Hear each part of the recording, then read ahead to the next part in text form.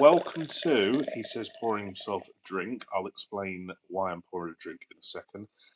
The late Monday Night Raw reaction show. Uh, would you like me to be honest?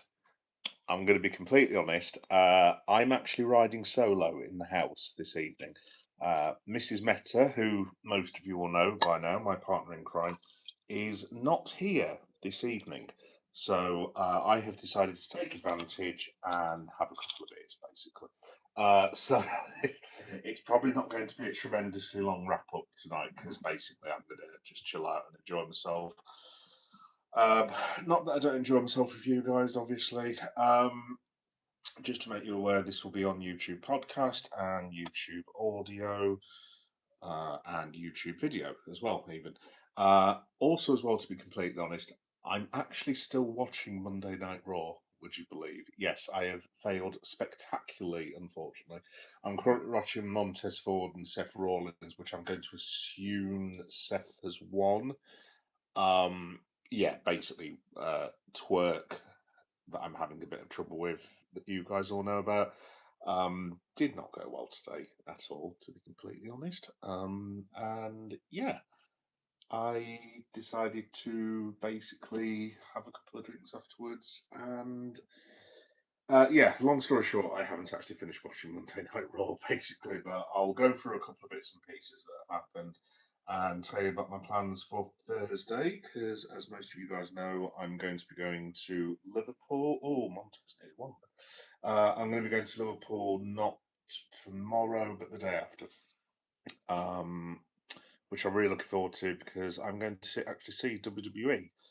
Uh, much to my much to my son's chagrin, shall I say, uh, um, because he was not hugely impressed with the fact that not only was Cody Rhodes going to be there, but also Danhausen is apparently scheduled to be there, and my son at the moment is in Blackpool with his mother because it's half term basically. And I may have let this slip to my son, and he was most upset. And now his mom's just like, "Why on earth did you tell him that for?" And I'm taking him on holiday, and I'm like, "I'm sorry, love, I'm sorry." But yeah, I'll tell you all about that in a minute. Like I said, I'll be in Liverpool probably about. There we go. Seth Rollins beats Montez Ford. Decent match that actually. Yeah. I'll tell you all about Liverpool towards the end, and a couple of pieces that I'm doing. Like I said, my life is going to be pretty insane the next 10 days or so. I'm literally going to see my country play football. I'm doing a live stream for a band. I'm going to a Pride festival. What else am I doing? Going to Liverpool in 2 days. Covering Clash in Italy after going to York. Going to Telford the night before I go to Cardiff. Basically, I think I'm going to be in about 4 or 5 different cities in the next 10 days. So I'm not exactly sure how that's going to work, but it'll be fun. It'll be fun. Yes, I'll go through a few bits and pieces of Raw now. Like I said, guys, I'll be completely honest. I'm still actually watching it. Um, I was going to say Tyson Fury then. Austin Theory. God, that'd be funny, wouldn't it? Tyson Fury knocks out Seth Rollins. Um, yeah, Austin Theory has just attacked Dawkins for some strange reason. I don't know. Because Logan Paul's actually injured. Yay. For those of us who aren't Logan Paul fans, I told my brother that. I told my son that Logan Paul has got, I think it's a triceps injury or something like that. And I got a text message back from my son basically saying, "Lol, he doesn't like Logan Paul at all." And a lot of his school friends don't seem to like Logan Paul. Apparently, the young people don't like Logan Paul. I don't know if that's true. I've passed. No idea. So yeah, we'll get into Raw. Like I said, I'll be completely honest, folks. I'm still actually watching it now. I've got 30 minutes to go, I think. I'm just literally fast forwarding on Netflix, basically. Oh, Rey Mysterio, cool. Let's have a look. I can't even pronounce that dude. I'll just call you DJ. What's up, DJ man? How you doing? What's up, ma'am? Sorry, ma'am. Oh, okay, fair enough. Do I look a bit feminine tonight? Uh, That's fine, DJ. How you doing, mate? You all right? Yeah, no, Raw's been okay so far. Like I said, I'm still watching at the minute. I'm just about to watch the Rusev Rey Mysterio match. Um, I loved the Brock Lesnar promo. Absolutely loved the Brock Lesnar promo. That was freaking awesome. Loved the way that Obafemi. Let's have a look. No spell mistake. You look very handsome. Oh, thank you very much, TJ. Thank you very much, mate. I'm sure you're handsome as well. No, I'm happily married, mate. Happily married. My missus is actually in Blackpool at the minute with my son. God knows what they're doing at the minute. But yeah, shout out to the wife, shout out to the lad. Um, but guys, you know what it's like when your missus goes away for 5 days. What's the first thing you do? It's got to be done, hasn't it? It's got to be done. Let's have a look. I subbed and like. Hope you can reach your goals. Oh, hi, Carrie. You all right? Oh, thank you very much, Carrie. That's very, very nice of you. Hopefully, Carrie. Yeah, I mean, like I said, I'm a straight shooter, Carrie, to be honest. Yeah, my goals would be I'd like to do this professionally. I believe in being honest with people and not lying to them. That is my goal, and I'd very much like to do it. And if I can do it, great. If not, then you know what I mean.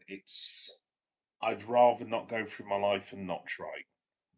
You know what I mean. So, but yeah, thank you for the support, Carrie. It's very, very much appreciated. I'm guessing you guys are all wrestling fans as well. Let's have a look. Oh, that's interesting. Who is your? That's interesting. Who's your favourite? As in favourite wrestler, DJ.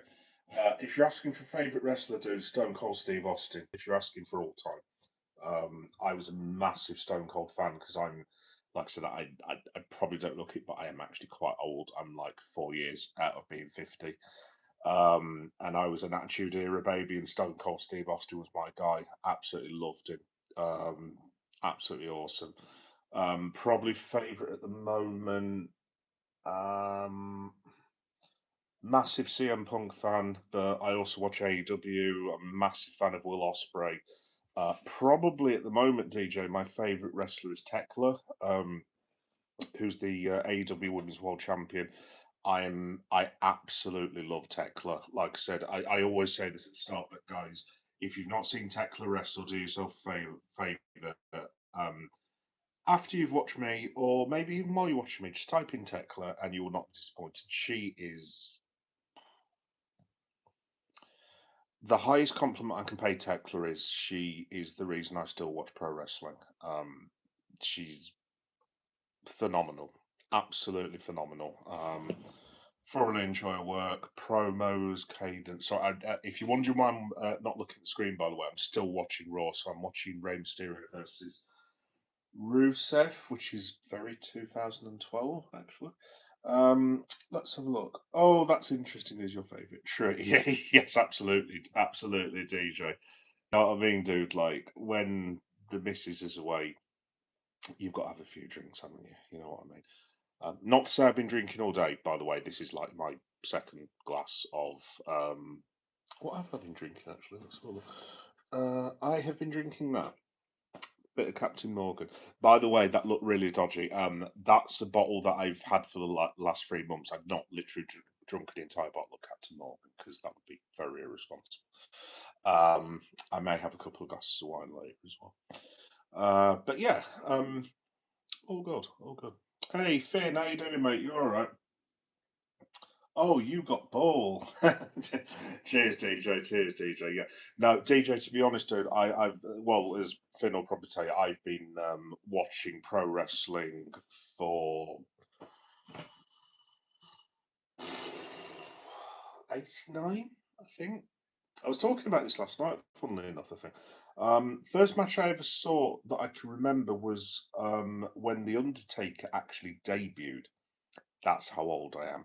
Um, So when Taker first came out, I think, if I'm right in saying, I think it was Million Dollar Man Ted DiBiase that brought Taker out initially. And like for a shoot, I was legitimately scared.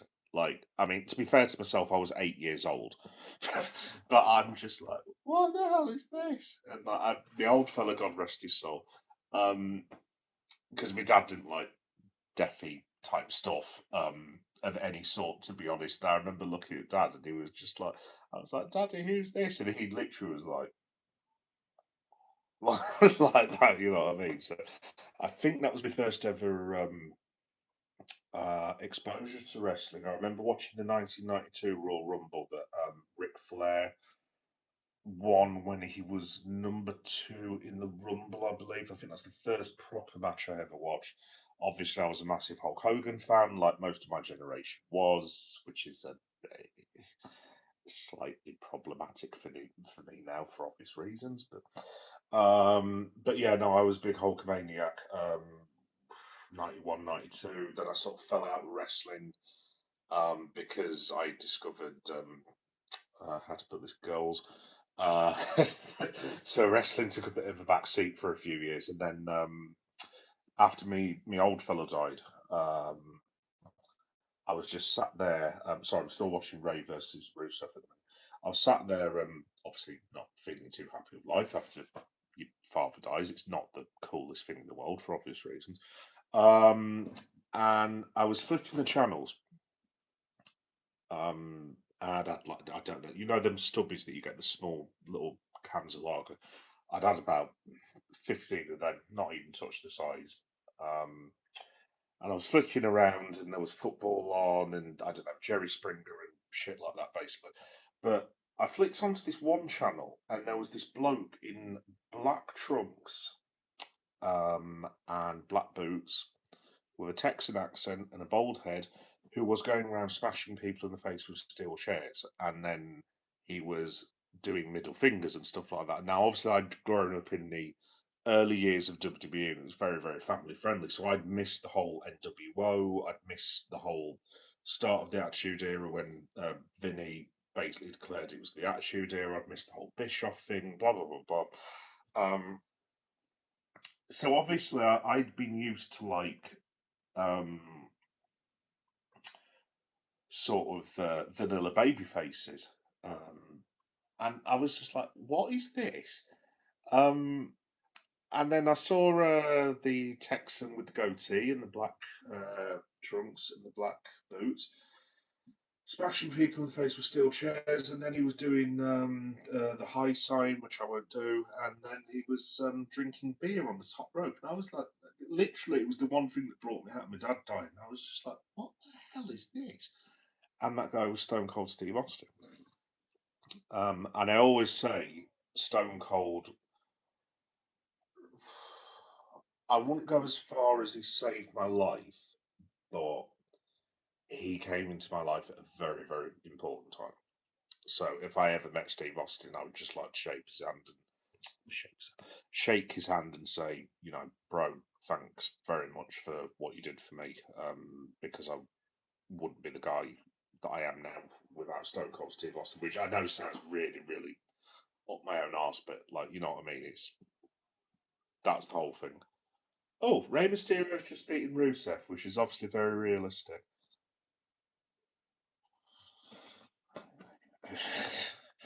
But there you go. Anyway, oh, you got bought. Absolutely, DJ. It's weird I call you Doug because I don't mean to be weird, but I've told you before about my past and how I look up to you. Oh, that's fine, Finn. Don't worry about it, mate. Don't worry about it. You call me whatever you want to, as long as it's not rude. That's fine, Finn. That's fine. We're all friends here, mate. But thank you for being a good supporter, mate. Really do appreciate it. Bro set himself up. Absolutely, DJ. Absolutely. Who is this guy coming out? Right, we now have Dragon Lee attacking Rusev. Ethan Page is now getting involved. Presumably, this is going to lead to some sort of tag team match. Ethan Page has just been swung into Rusev, which presumably means they'll have a match. Um, what is going on? Like I said, guys, you've probably all seen Raw from last night, and I'm just. That's pretty sick, actually. I've just seen Dragon Lee's flip that he just did over Ethan Page. By the way, um, I am not pleased that Ethan Page does not have his old school music. Shout out to Jack Styles, by the way. We were talking about that earlier. By the way, as well, I'll do my usual plug. Check out Finn Does WWE. It's a very, very talented young man, far more talented than this old person like waffling on to you about 90s wrestling. And also check out Jack Styles Wrestling. I'm not going to say who's better. Not getting involved in that, but yeah, check out Jack Styles. Like I say, he's Jack could explain it better than me on his channel, but he's actually done like a full wrestling league on PlayStation. I don't know. Jack can tell you better than me, but he's actually made a whole wrestling league on like his computer and stuff, and it's really, really, really, really cool. How he does it, I have absolutely no idea because I'm an old man. I don't know how Finn does his thing, even despite the fact Finn's explained it to me like a million times. But yeah, two very talented young lads. So like and subscribe to them. But yeah, um, let's have a look, bro. DJ, yeah, I can feel the nostalgia and had to experience it like you did. Yeah, no, DJ, it was the, to be honest, DJ,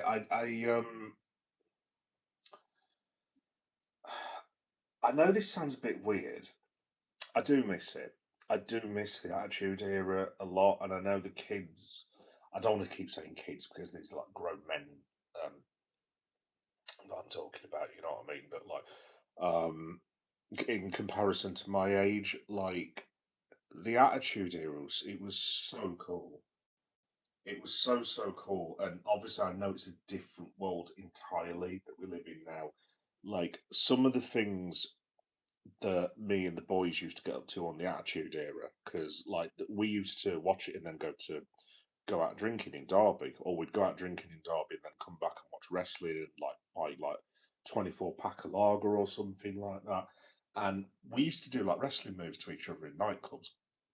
It was a whole thing. I remember me and one of my best mates. I don't know how we managed to do this to this day, but I mean, we'd had a fair few Guinnesses in Dublin, and we both managed to suplex each other at the exact same time. I don't know how we managed to do this this day, and we nearly double suplexed each other over the bridge in Dublin.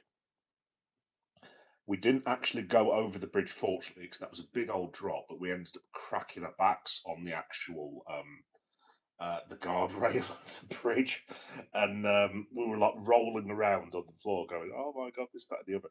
And all of a sudden, the Irish police turned up, and I'm not going to do it in an Irish accent, but they were just like, "Evening, lads," and we're just like, "Oh," it's like, "Do you know what's as good as wrestling?" No, going home and getting a good night's sleep after getting drunk. And that was their very polite way of asking us to leave.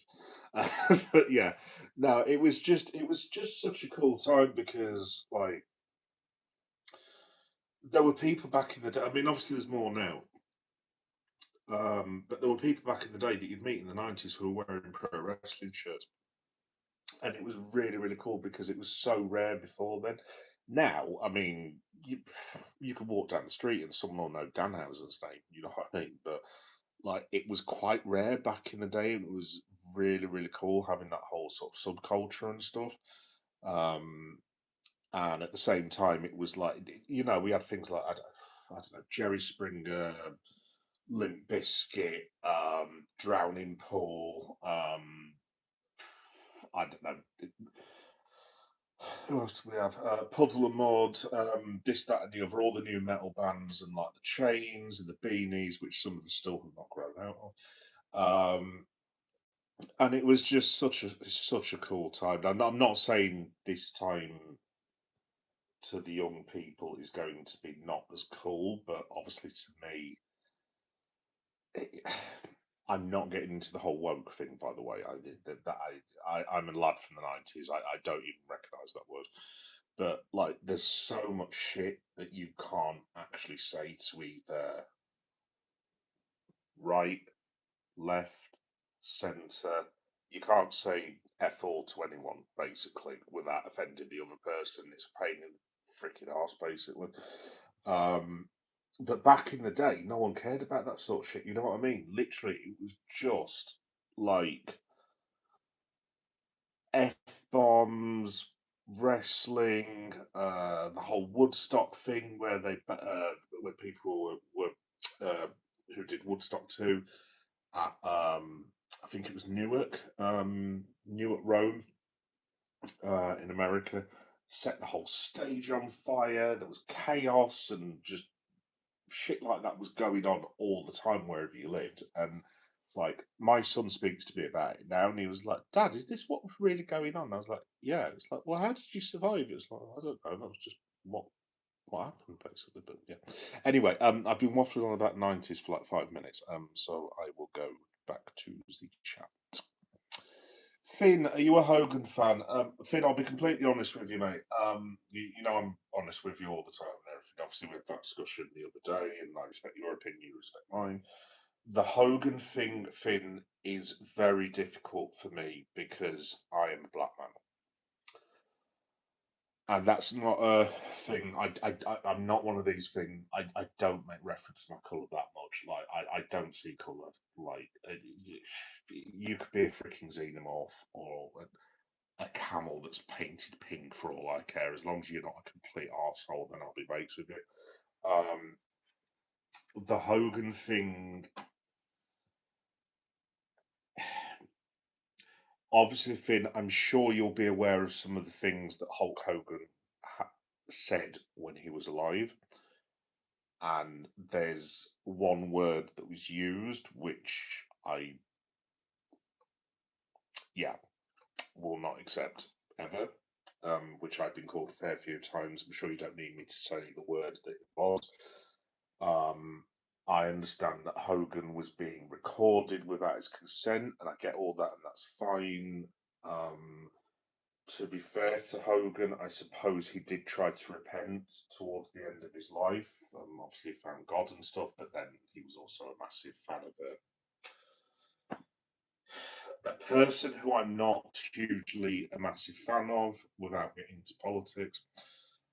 Um, Yeah, no, it's a difficult question for me, Finn. That one. Look, I'm not one of these people like that because there were literally people like celebrating Hulk Hogan dying, and that isn't cool. If I don't like a person, like it goes to the stage where F you, basically. But the one line I have, I don't wish death on people. Death is something you don't come back from. Obviously, I've seen my dad die basically in my arms. Um, you don't come back from death at the end of the day. So that isn't cool at all, and I certainly didn't wish that on Hulk Hogan. But yeah, it was like I say, it was very problematic for me. So I hope that answers your question. I hope I don't come across as a huge arsehole, but it's very difficult for me to be objective given what Hogan said. But at the same time, I was a huge Hulkamaniac. I was a huge fan of the NWO, and to be honest, Finn, you and me aren't talking now if it wasn't for Hulk Hogan. And people might not like Hulk Hogan. Totally get that. Not a massive fan, as for the reasons I've explained. But without Hulk Hogan, WWE, pro wrestling, whatever you want to call it, is nowhere near what it is now without Hulk Hogan. And you have to respect the man for that. But yeah, I don't know if I hope that answers your question, mate. I hope I don't come across as a massive prick, basically. But like, it's very difficult. It's a very very difficult subject for me to get my head around, to be honest. Let's have a look. DJ, let's have a look. Let's have a look. Hello, City by the Bay. Have you watched JCW Lunacy? It's the best wrestling show right now. No, but I have a mate called Jack Styles, who I think is Jack's wrestling ring. Wrestling. Oh my God. Is Jack's Wrestling League name JCW? Sorry, Jack, if you're watching this, by the way, I've completely forgot what the name of your thing was. Like I said, shout out Jack Styles Wrestling. It, it, Jack will be able to explain what his wrestling league's called, but to be honest, folks, I have this thing at the moment where I had a whole mental health crisis last year, and my brain still hasn't actually gone back to the way it was. So I come out with stupid shit and stuff. So I apologise if I've just given the wrong name of Jack's Wrestling League. But if it's something else you're referring to, City by the Bay, no, I don't think so. To be honest, City by the Bay, the one thing I do watch that's not AEW or WWE, I was saying this to Finn and all my wrestling mates.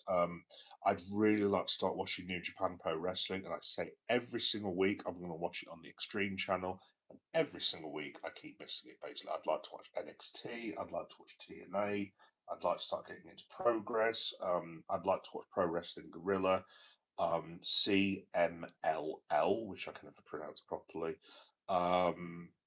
There's loads of on that Extreme channel. I don't know if you guys know about this, but there's a channel.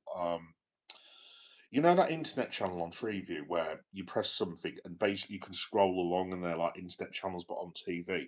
There's a whole thing that they've got like a British Wrestling League basically, where they've got all like the different British independents and stuff. Oh, what have we got here? Oh look, Roman Reigns has turned up with 5 minutes to go. What a surprise! Um, um, well, guys, I can't be the only one that said this before. I mean, it's just like finger goes up, acknowledge me. Roman spears someone, gets speared, everyone goes home. 4 minutes.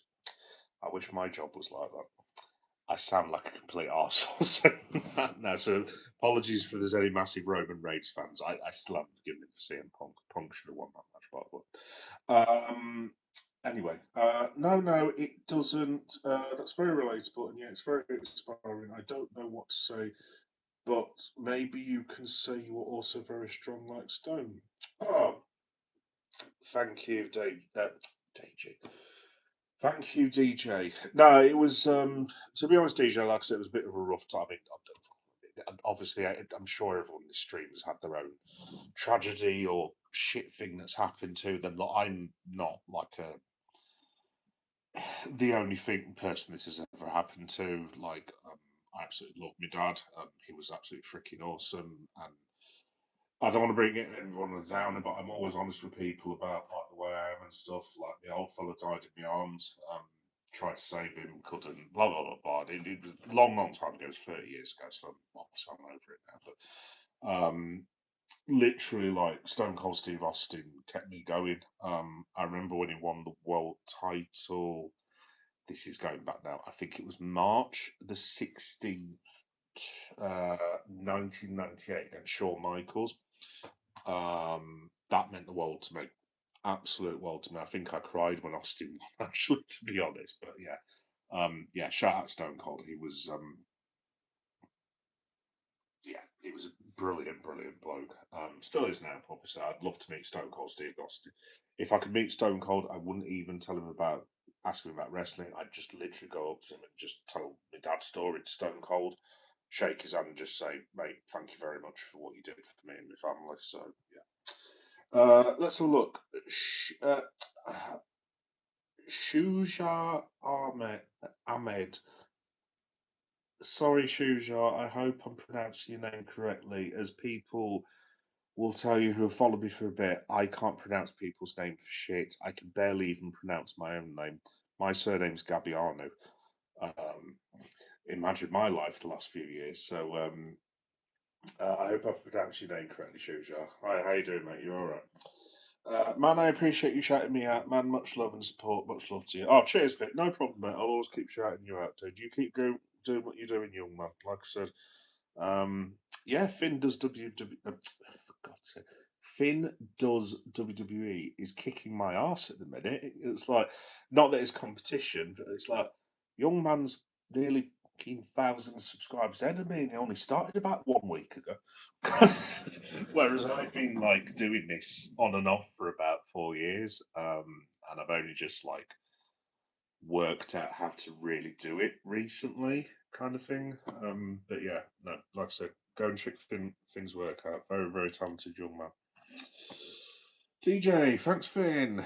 What's your opinion about Brock versus Oba? Well, folks, I've nearly finished.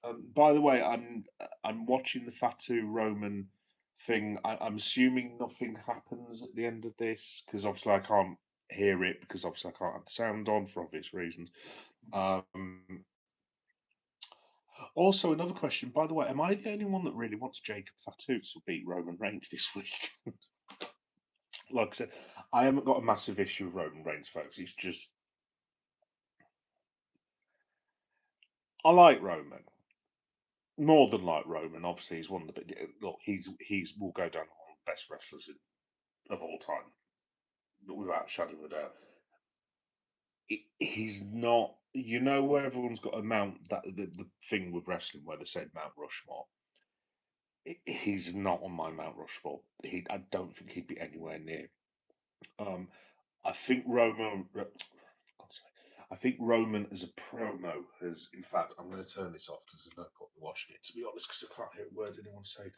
I think Roman as a performer and as a promo has improved exponentially. I mean, he I won't say went bar for bar with CM Punk, but to be fair to Roman, because I was like, when Punk was basically dropping bombs on the mic, I was like, oh, I mean, this is exactly Roman's wheelhouse, to be honest. To be fair to Roman, he did keep up with Punk.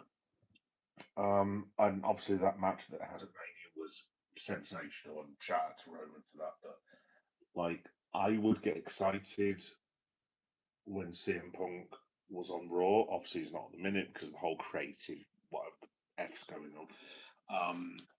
But you'd have CM Punk versus Finn Balor. You'd have CM Punk interacting with Dom Mysterio. You'd have him interacting with I don't know, Jey Uso in this, that, and the other. I really liked his title reign. Obviously, I'm very biased because I'm a huge Punk fan. Roman,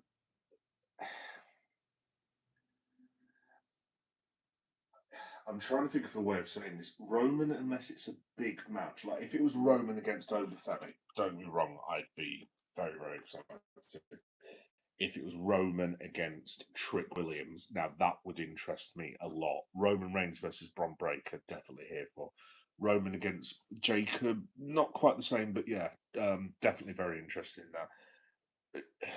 Roman repeating the bloodline thing, like I don't need to see the whole bloodline thing again unless they find some really compelling way of retelling the story. Maybe you can bring back Sami Zayn now again as full cheeky heel. I mean, I would actually bring Sami Zayn back to the bloodline personally. It's just my opinion.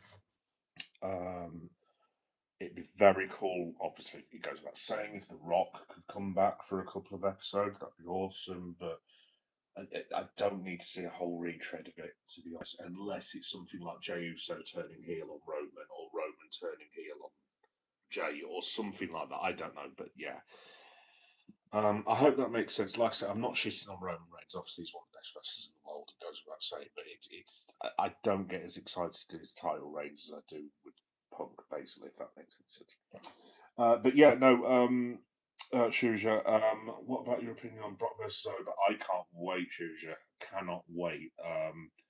It's going to be absolutely awesome. I loved Oba Femi's promo that he did at the start of Raw. That was probably my moment of the night, actually, for Raw. It was short, to the point. He said what he did. The thing that I loved, Shuja, about the Oba promo, it was just the fact he came in, didn't threaten Heyman, didn't have to at the end of the day. He was calm. He said, "This is what I'm going to do. I'm going to take on Brock at Clash in Italy. I'm going to kill him. You're not going to have a beast anymore. That's me. I'm done. Mic drop out." I thought it was fantastic. I'm really impressed with Oba Femi, actually. I did think.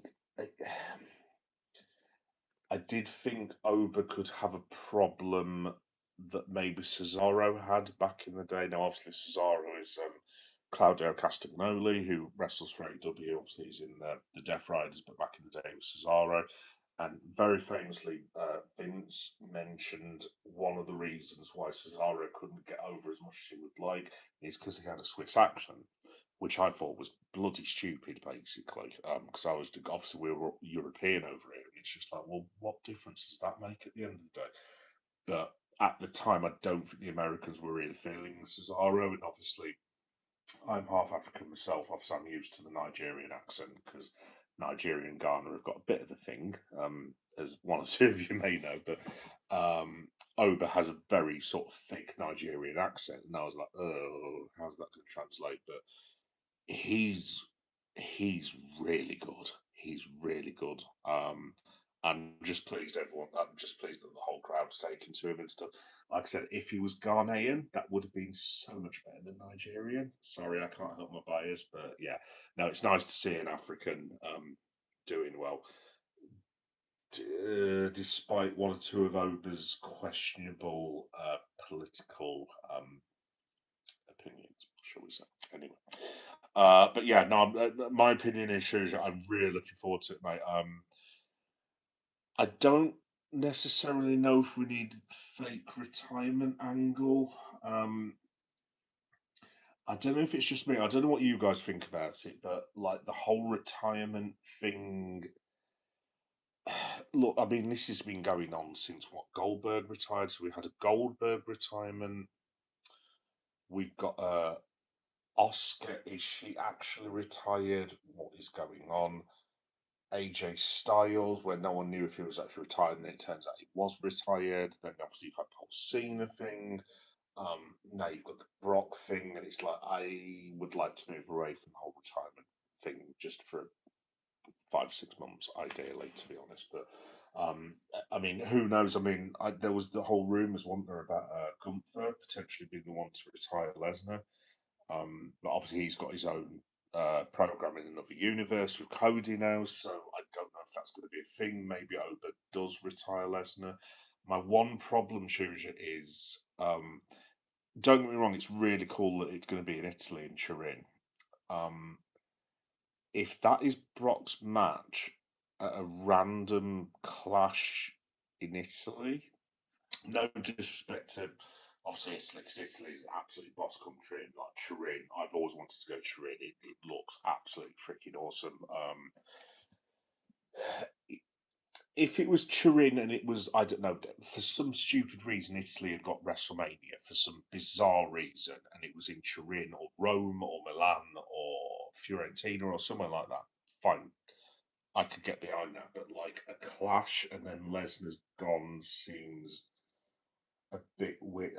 I suspect, Shuja, that this might be best at three in respect that maybe Lesnar gets the win back against Oba because obviously Oba got the more important win at WrestleMania, and then maybe Brock heads off into the sunset for a few months, and then Oba gets his overall win at SummerSlam is my guess because I mean SummerSlam's like I mean Jesus Christ, I mean that's only like 2 months to go now as well. So I'm guessing that's what's going to happen, but I could be totally wrong. But yeah, no, I really love the promo, mate.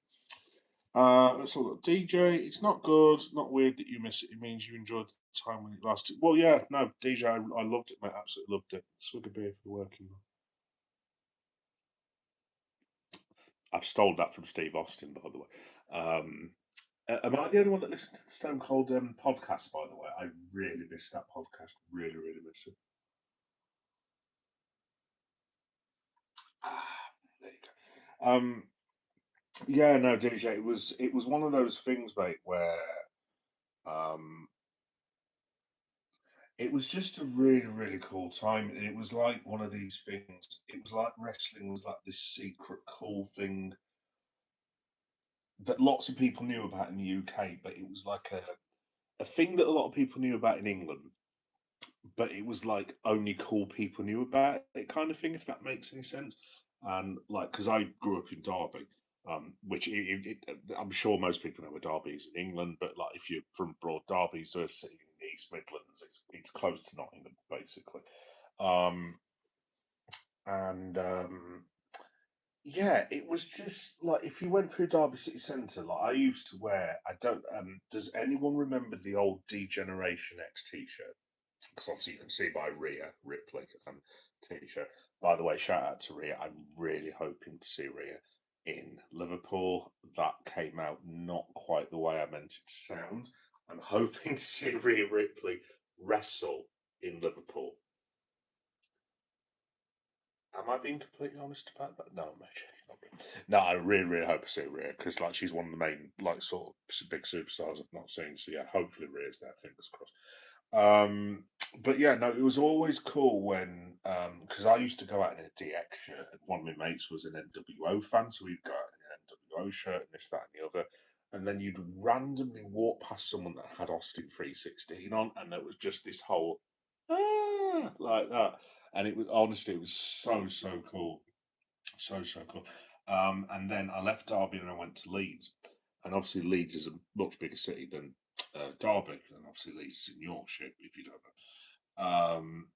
And there were a lot more wrestling fans. And I remember when I first got to Leeds, I don't know if people remember Team 3D, obviously Bubba Ray and Devon Dudley.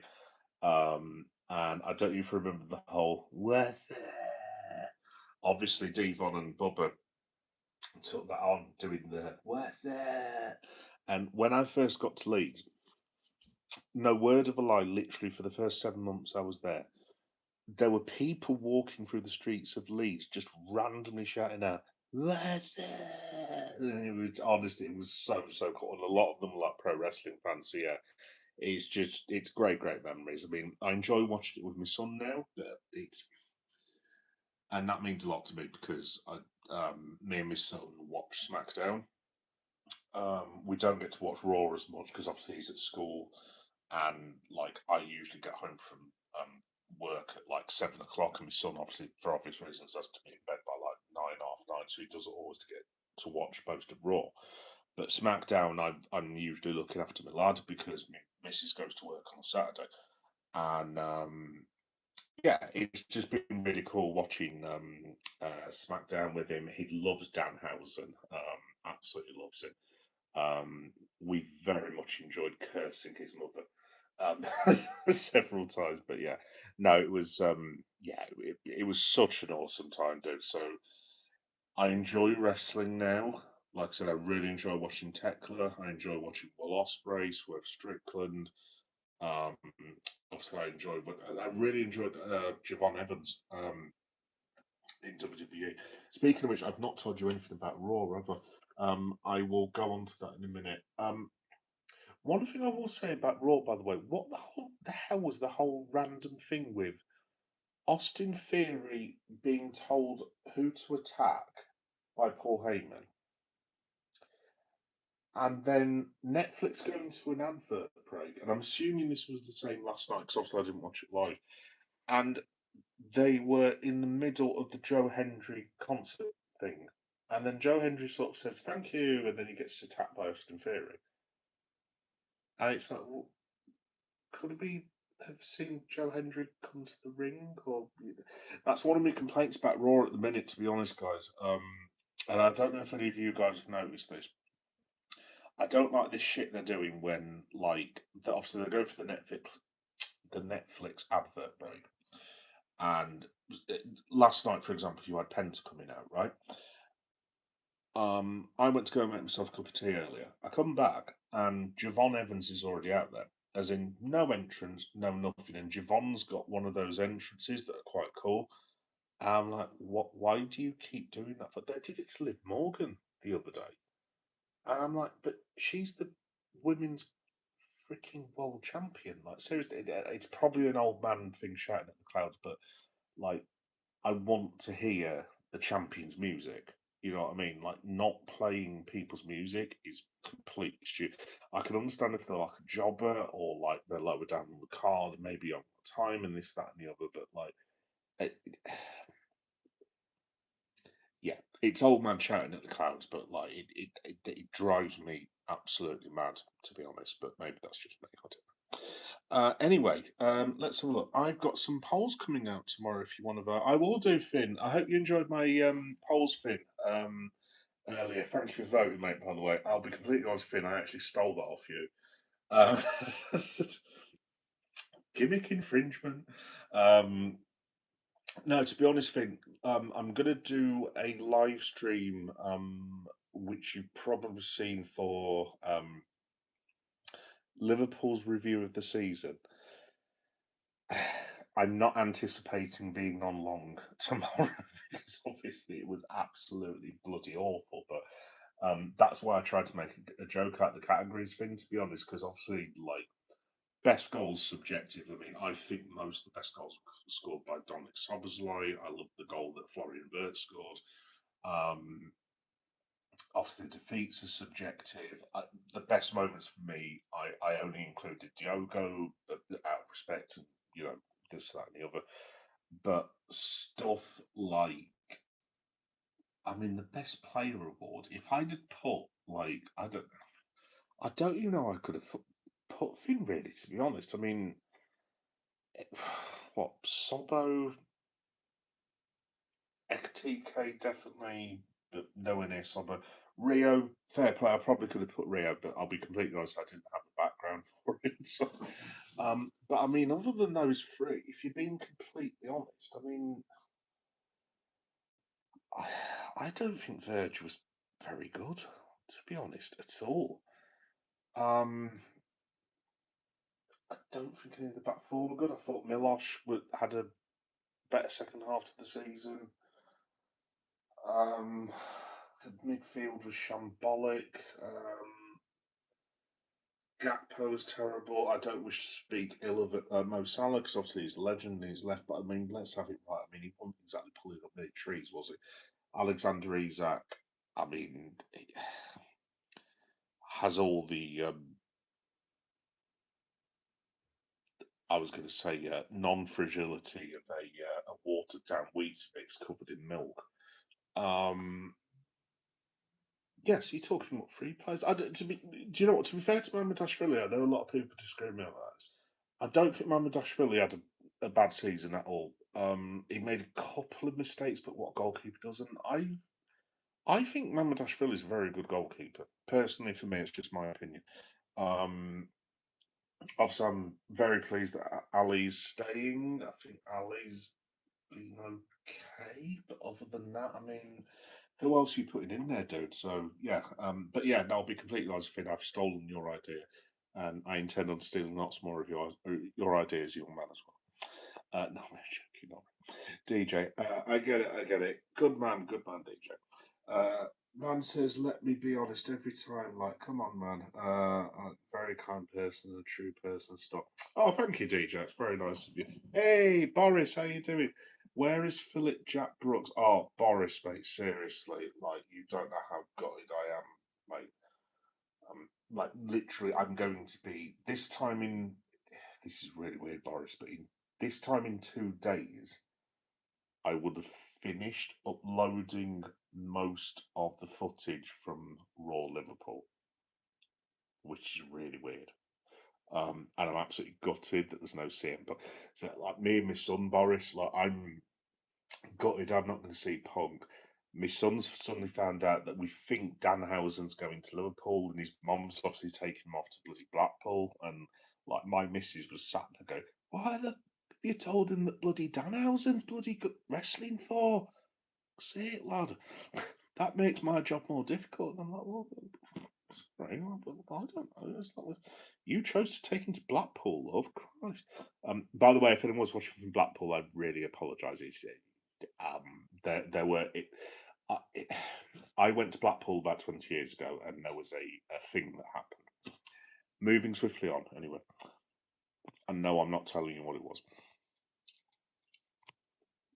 But yeah, Boris, I think what was it that I saw?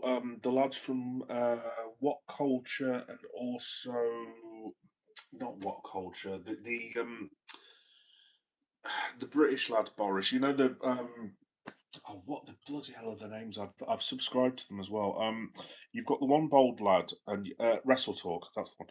And it's like a whole British based thing. They interviewed him MJF in character about 7 months ago, whatever it was, and they're doing a really really good channel. Shout out to them guys.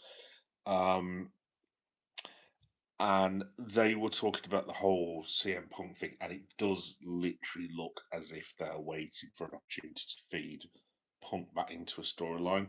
My whole thing, Boris, with that is it comes across as a bit weird because it's like I don't know what you guys think, but does Punk need a storyline? I mean, if he's got to be in a holding pattern for a little bit, like just have him wrestle Penta, Javon Evans, a feud with Ethan Page. Can you imagine Ethan Page versus CM Punk? I'd be well interested in that. Just have him go through the roster. Another match with Finn Balor, Dom Mysterio, Obafemi. Why not? You know what I mean? And it's just like, does Punk need a story really until SummerSlam? And then I don't know. For argument's sake, maybe Randy Orton, RKO, CM Punk, and we get Randy Orton versus CM Punk at SummerSlam, which I think most of us would probably be happy with. I'm guessing. I don't know. And then you have them hold that off until Punk faces Cody at WrestleMania, which I'm gonna take a stab that maybe that's what's gonna happen at next year's WrestleMania, and maybe Punk finally gets his victory because to be honest, guys, obviously I know Punk's now done his main eventing of WrestleMania, which was his intention. But obviously he lost the triple threat last year and he lost to Roman this year. I mean, Punk has to go over next year, surely, surely. Um, and I'm assuming it's going to be Punk versus Rhodes. Maybe I'm wrong. I don't know, but yeah, it's just like, does surely you could have just had Punk versus Penta for a couple. I don't know. I don't know. I'll let you guys decide anyway. Let's all look. Thanks for explaining the law. I will come back again. See you. Enjoy the time here. Thanks. Oh, cheers, DJ. Thank you very much, mate. Thank you very much. Yeah, it was nice talking to you, mate. You're always welcome back, DJ. More than welcome. Thank you for joining the little wrestling family. Yeah, anytime you want to come back, pal, you're more than welcome to. Like I say, it's not just wrestling I talk about. God, I'm going to sound like Becky Lynch now. It's not just wrestling I talk about. Horror movie says it. Liverpool says it. Obviously, you couldn't see what I'm doing there anyway. But yeah, you're more than welcome back, DJ. Would it be said that you? Would it be fair to say that you don't like Terry Bollea, but you like Hulk Hogan? To be honest, I think that's probably a very very good assessment. Like I said, I never had a problem with the Hogan character. I mean, it did go a bit over the top a few times here and there, but obviously Hogan then turned into the one of the best heels of all time. I mean, you can't really argue it. I mean, the Hollywood Hulk Hogan was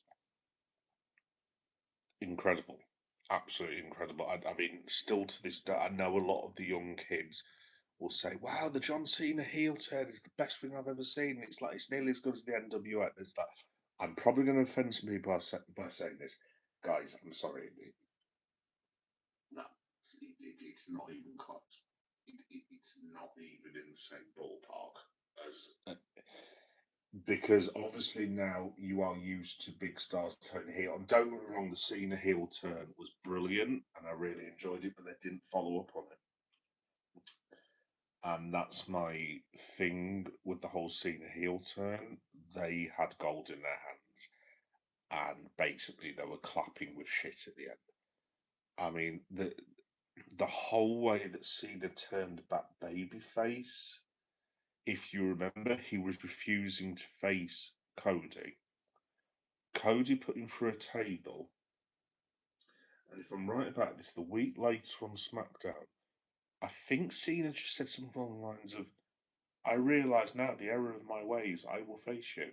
And Cody was like, "Yeah, whatever." But then he Cena fully turned back babyface, and then got attacked by Brock. And it's like, "Yeah, Cena's babyface now. Hooray!" It's just like, um, okay, that's a bit effing weird. Whereas, and I appreciate obviously the fact that Cena didn't have the same time as Hulk Hogan and this, that, and the other, and they had less time to do things and blah blah blah blah.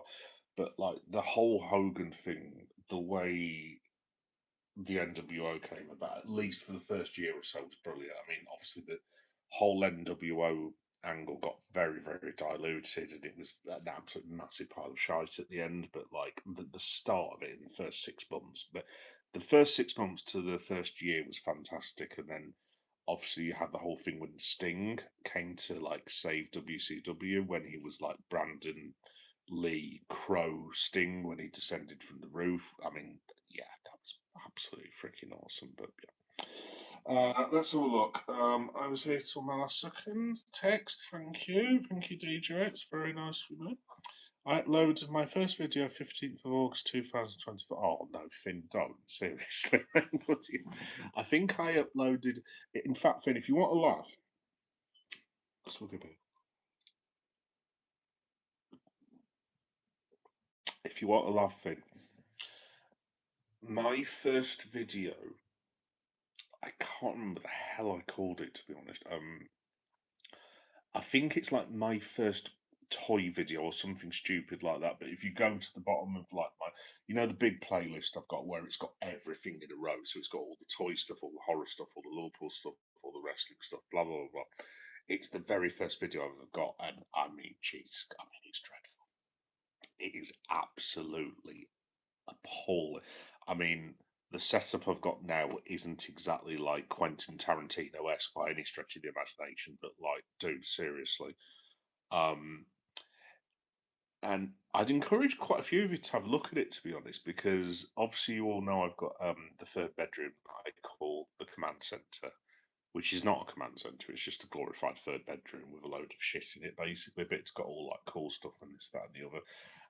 But if you want to compare and contrast, in fact, I might try and edit a video together at once because I've been thinking about doing this for a while. Um, all of my stuff, so all the wrestling stuff, I've got all the Transformers and Funkos and uh, wrestling stuff, Marvel and blah blah blah blah. That I've got displayed at now. At the time, like I said, I wanted to be an eBay trader, and like I said, I might still be going into that. I won't go into it, but it's looking like your boy might be doing that for maybe 6 months, possibly in about 2 months' time, if you follow my drift. But back in the day, obviously, I wasn't displaying the things. I was just like, so I would collect things. So we used to go on charity shop runs around Leeds and everything, and I would collect these things, bag them all up, obviously write down what I'd paid for them, what I wanted to make out of eBay, and so on and so forth. And that was my obsession. And like I said, the only reason that I ever got into this was that I thought to myself, "Oh, YouTube! I can tell. I don't know. I can tell some randomers basically go onto my eBay channel, yay, and buy stuff from me and all that business." And then, like I said, I've told the story a billion times, but one day I'm literally walking down the road because I live not too far away from Ellen Road, which is the home of Leeds United Football Club. And I'm walking down the road, and it was like one of those light bulb moments where I was like, "Hang on, wait a minute! I've got Ellen Road down the corner. I had my phone on me. The not phone that I've got now is a couple of generations back, and I thought, if I want people to look at my channel, especially in Leeds, why don't I just make a couple of videos of Ellen Road and Leeds United?" So I did a couple of videos, didn't think anything of it, and the first day it got like, I don't know, like 25 views, and I was like, 25 views, that's amazing. Obviously I know now that is not amazing by any stretch of the imagination, but I didn't check on it for a couple of weeks, didn't think anything of it. Went back and I checked again, and there'd been 1,300 views, and I was like, "Oh, that's weird. Why have I got all these subscribers for? That's very weird." And all of a sudden it clicked. I was like, "Hang on, wait a minute. I go to pro wrestling shows. I go to see Liverpool. Oh, and that's how I've ended up doing what I'm doing. Basically, the whole thing basically was a fluke, to be honest. But there we go. That's a lot. I'm just so happy I'm halfway to my goal of 5,000 subscribers. I'm so happy I hit 25k. Yeah, well done, Finn. Like I said, mate, you keep going. Never mind 5,000, young man. You aim for 10,000. You aim for more than that, Finn. You aim for more than that, pal. Let's have a look. Equalization. Equalization. I hope I'm pronouncing that right properly. I do apologise for that. I kind of understand Brock's fake retirement. He left because Paul Heyman owed Gunther a favour. He wasted it on Cody. Hang on, equalization. It's been a very long day. Let me just put that through my head again. I kind of understand Brock's fake retirement. He left because Paul Heyman owed Gunther a favour. He wasted. Yeah, no, I see what you mean. Yeah, no, I'll take your point on that. No, I've not really considered that, to be honest, equalisation. If I'm pronouncing it right, which I'm probably not. No, that is a thing. Well, actually, I mean, that's a. Because obviously there are these rumours about Gunther and Lesnar. I mean, maybe that's the way you do it. Like, I don't know, like maybe Brock calls Gunther out and says, "What are you doing with my not my wise man?" Because he's not a wise man to Brock, obviously, advocate, but like maybe there's a whole thing with Brock and Gunther. I mean, actually, I've been thinking about this for a while. Can you imagine how cool Gunther and Paul Heyman would be? Like, obviously, Brock can talk. Don't get me wrong. Brock is actually a very underrated promo. I think he's a very very good promo. Gunther is fantastic. He's an absolutely fantastic promo. I love Gunther's promo, and obviously Heyman is the on the stick. I mean, other than Roddy Piper, Dusty Rhodes, Jake the Snake Roberts, who are like my best promo people of all time on the stick. I mean, Heyman is sensational. I mean, the way he sold the over thing last night was just brilliant. I mean, he is just a genius, basically. But yeah, maybe Heyman hitches his wagon, as the Americans like to say, to Gunther. I don't know about Gunther in the Vision. Maybe Gunther is Heyman's client away from the Vision. I don't know, but it was certainly very interesting. I've always liked the idea of Cody, heel Cody with Paul Heyman as well. Um, I definitely think there's something in that because they've had Heyman and Cody not loads of the times, but they have crossed over quite a few times now. I'd be very interested in seeing that. I don't think I'd want to see Obafemi and Heyman because it's just like the whole thing again of Lesnar, and it's like I don't think that needs repeating. Not the same as Roman, obviously, but in the same ballpark. You know what I mean? But yeah, there we go. Ricky Martin, how you doing, Ricky Martin? You alright? Yay, Gandafriel, how you doing, Gandhi? You alright, mate? I love your polls, mate. Oh, thank you very much. Thank you very much, dude. That's what I mean, Boris. That is exactly what I mean, dude. Um, do you need Punk every week after WrestleMania? No, definitely not. I can totally get that. I mean, if he's not on TV, I would suggest Boris it's going to be a massive angle because, look, like I said, maybe he's just sat there eating ice cream, chilling out with his hot wife. And like I've said this before, not to go too laddie. I try not to go laddie as much as I used to, but like if I had the chance to be sat in my dressing gown or a pair of shorts and bugger all else on, sat there eating ice cream and KFC with my hot wife AJ Lee, I'd be okay with that. To be fair, it's not like a bloody punishment or anything, is it? I'd be more than happy with that if that was my life. That'd be very, very cool. But yeah, no, Boris, like I said, it's just put him in a feud with Ethan. Have him have a series with Javon Evans. Like you could have Punk put Penta over. I don't know. Randomly, I don't know. I'm not saying Punk should go for the IC title, obviously, but have Penta challenge Punk one night, and I don't know. Maybe Penta goes over Punk. I'm sure Punk would do the favours for Penta. It's not like Punk needs wins now. At the end of the day, he's one of the greatest of all time. So I mean, yeah, I don't know. I just think it's a bit weird. Like I said, working backwards, the only way that Punk's going to make a huge impact coming back is if he turns heel on Rhodes, turns heel on Roman. It wouldn't work with Lesnar. It's not going to work with Ober. Um,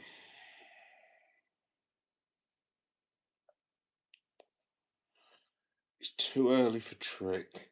It wouldn't work with Breaker. To be honest, I think the only way it works is with Cody or Roman. To be honest, I mean, if any of you guys have got another suggestion, like please shout it out. But like, I don't know what else you can do that makes a wow impact. I mean, LA Knight,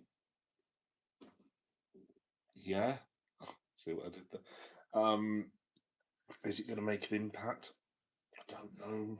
Not for me. Can Punk come back and screw over Lesnar? What would be the point?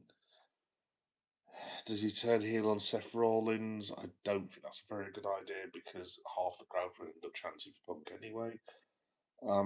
Yeah, no, I don't know. I really don't know what it is that they're waiting for, but like, yeah, maybe it'll be Punk versus Danhausen.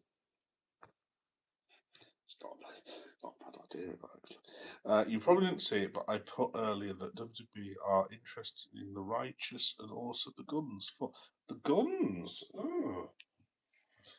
Well, I mean, I suppose, Boris, they've got, obviously the Guns have got form because the dad worked for them literally for what? I mean, Billy came in, God, this is, oh, Christ, 93 with Bart Gunn, 94 possibly. They were the Smoking Guns. Um, then Billy had another tag. I can't remember because this is going way back there.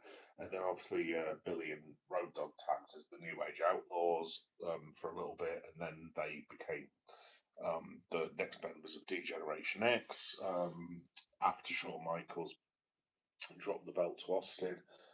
Um, yeah, and then they were one of the greatest tag teams of all time, and then Billy and Road Dogg had their demons, which a lot of us at that sort of age have had and overcome, and no disrespect to either of them. I mean, obviously Billy's still in AEW, but I mean, to be honest, if they go along and say, "Dad, what do you think?" I mean, if you're dad, you're going to say, "Lad, off you go." I mean, that's what I tell my son. You know what I mean? But as much as I love AEW, The Righteous. To be honest, Boris, I've watched The Righteous a few times, and like, I don't know if it's just me, mate. That they're okay. I don't think they're anything absolutely brilliant. To be honest, I actually prefer the Grizzled Young Veterans because I mean I'm a bit biased on that because obviously they're Liverpool fans and this, that, and the other, the Scousers, but I've actually watched them on the Indies a couple of times. So I watched they were at Rev Pro in Sheffield this time last year, I think it was, and I've seen them in other place as well. And they're a really, really good tag team. That I think they would probably be better. Do you know what, one tag team that I really liked, Boris, was I've forgotten what the damn names were. Um, they were the tag team in Chris Jericho's The Inner Circle when AEW first started. Latin tag team, and I cannot for the life of me remember what they were called. But they were really, really good. Oh my god, that's really going to annoy me now. I've just realised I didn't put this on Reddit either at the start. Shout out Reddit, by yeah, no, the Guns would be cool. I don't know. Don't get me wrong, the Righteous were a perfectly good tag team, and they're more than perfectly good. Obviously, a very, very, very good tag team. I don't know. It's not my. I wouldn't go mental over them, shall we say. By the way, the Wyatt family, or the Wyatt Six, I think they've just done the first month. All In is in 2 months' time. Just throwing that out. In fact, that's completely wrong. All In is in 3 months' time, not 2 months' time. So, um, yeah, just throwing it out there. Very easy. You just call them the family, don't you? The basic. Mm. LA Knight is long gone. He's never getting a world title. Same with Finn. I don't think he's ever getting that second world title. Um, yeah, Finn. To be honest, like, again, pardon the pun. Yeah. Um,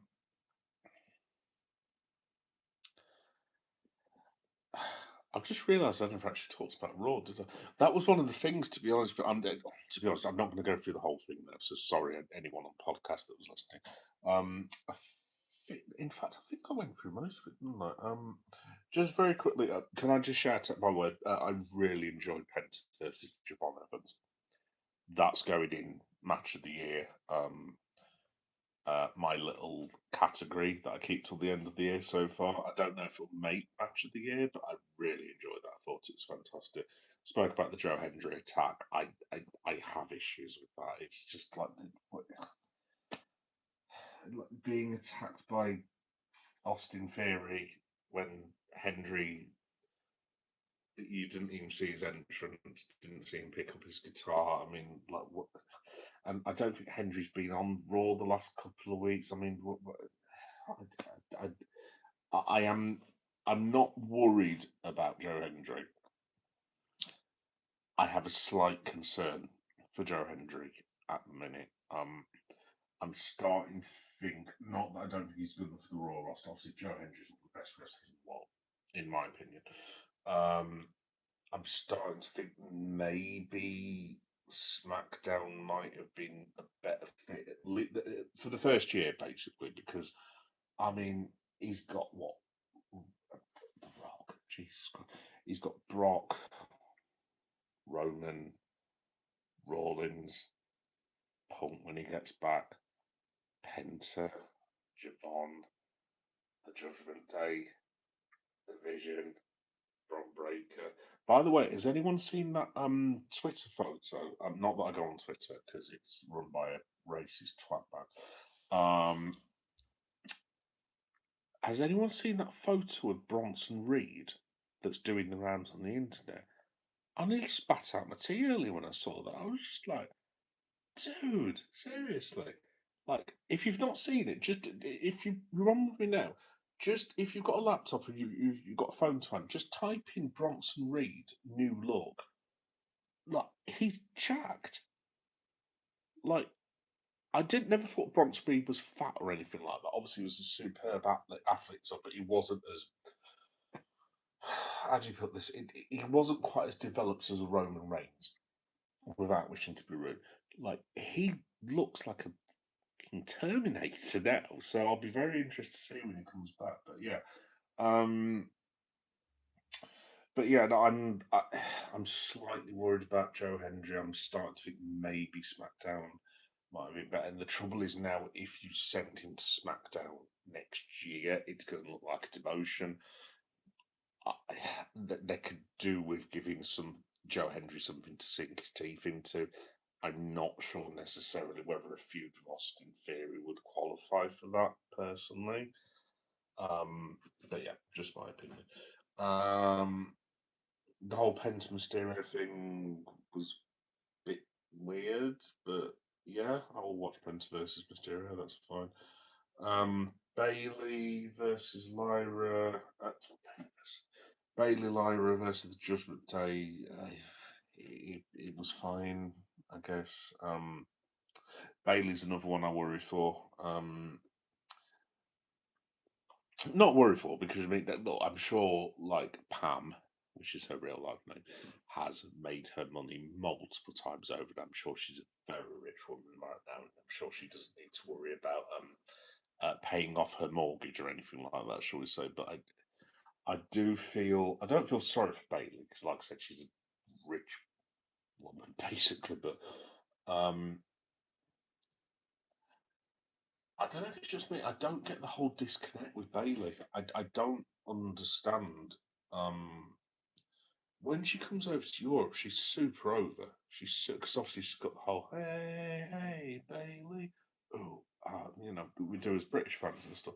I don't get what the disconnect is with the Americans. I really don't. I mean, she's a fantastic wrestler.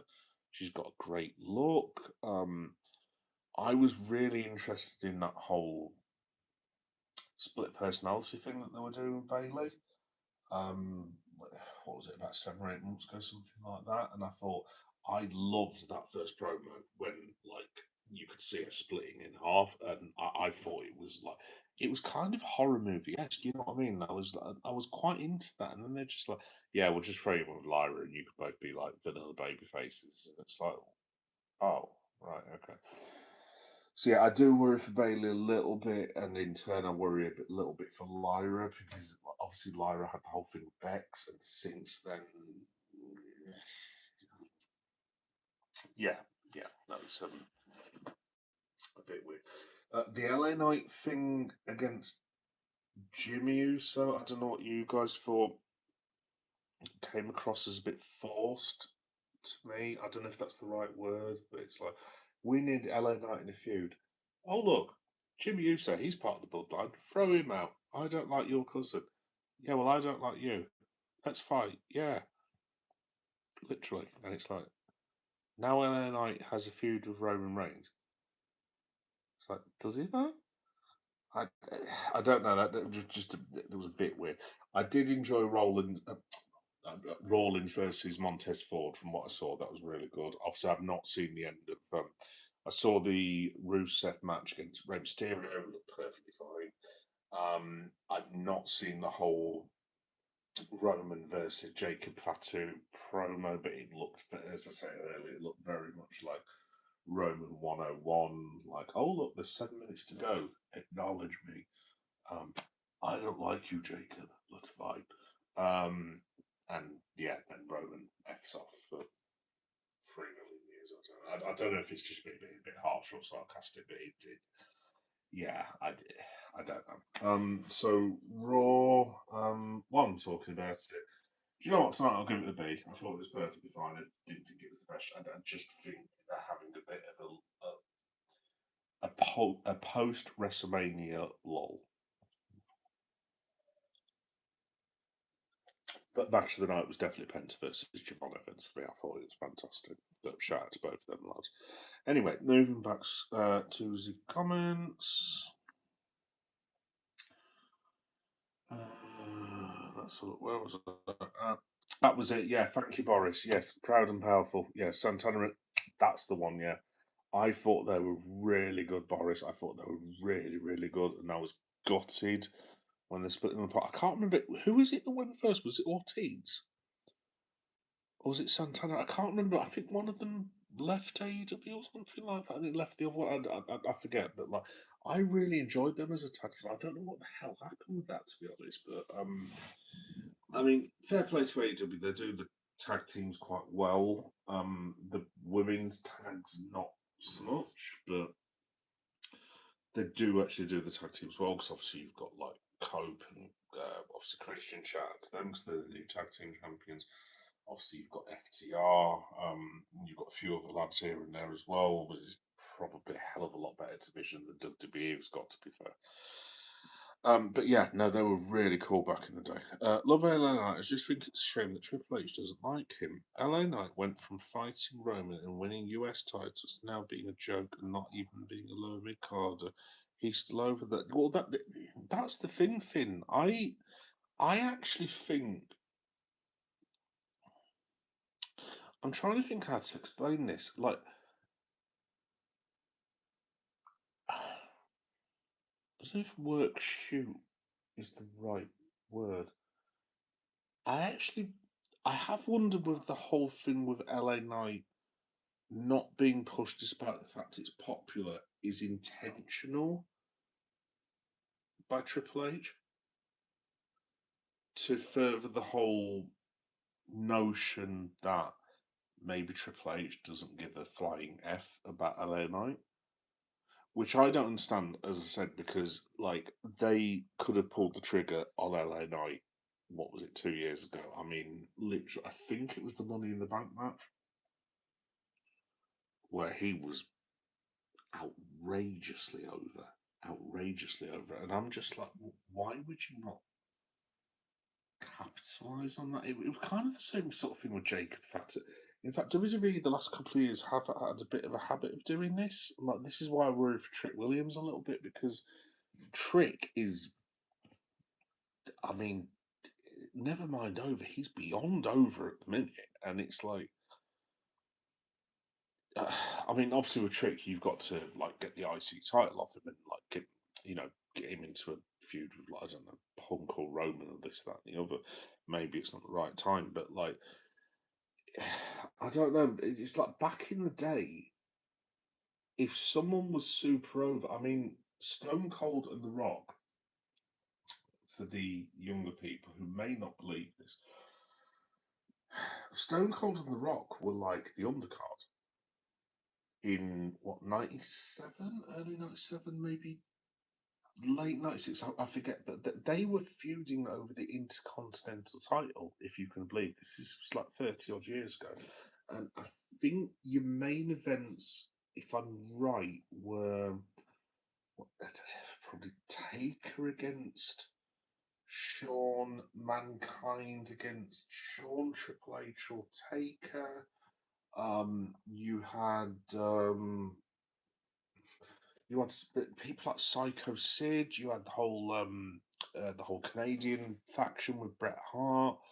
Um, but yeah, I mean, at the time, Austin and Rock were not the top of the card. But then back in the day, wrestling was very, very different back in the day. If you got popular, you got paid, basically. And like Austin, literally, as soon as he did the 316 speech, I mean, obviously you can listen to podcasts with Jim Ross, who can tell it far better than I can. But like literally, Vince McMahon, via legend, I think it was in his limo, like in the early hours of the morning, heard about the whole Austin 316. And I think it was him and Ross in a limo or something along those lines. I'm paraphrasing for them, but they were literally like, right, tomorrow we need to take advantage of this immediately. I don't give a toss what Stone Cold was doing before. He is now doing this. And they would react to the audience kind of thing.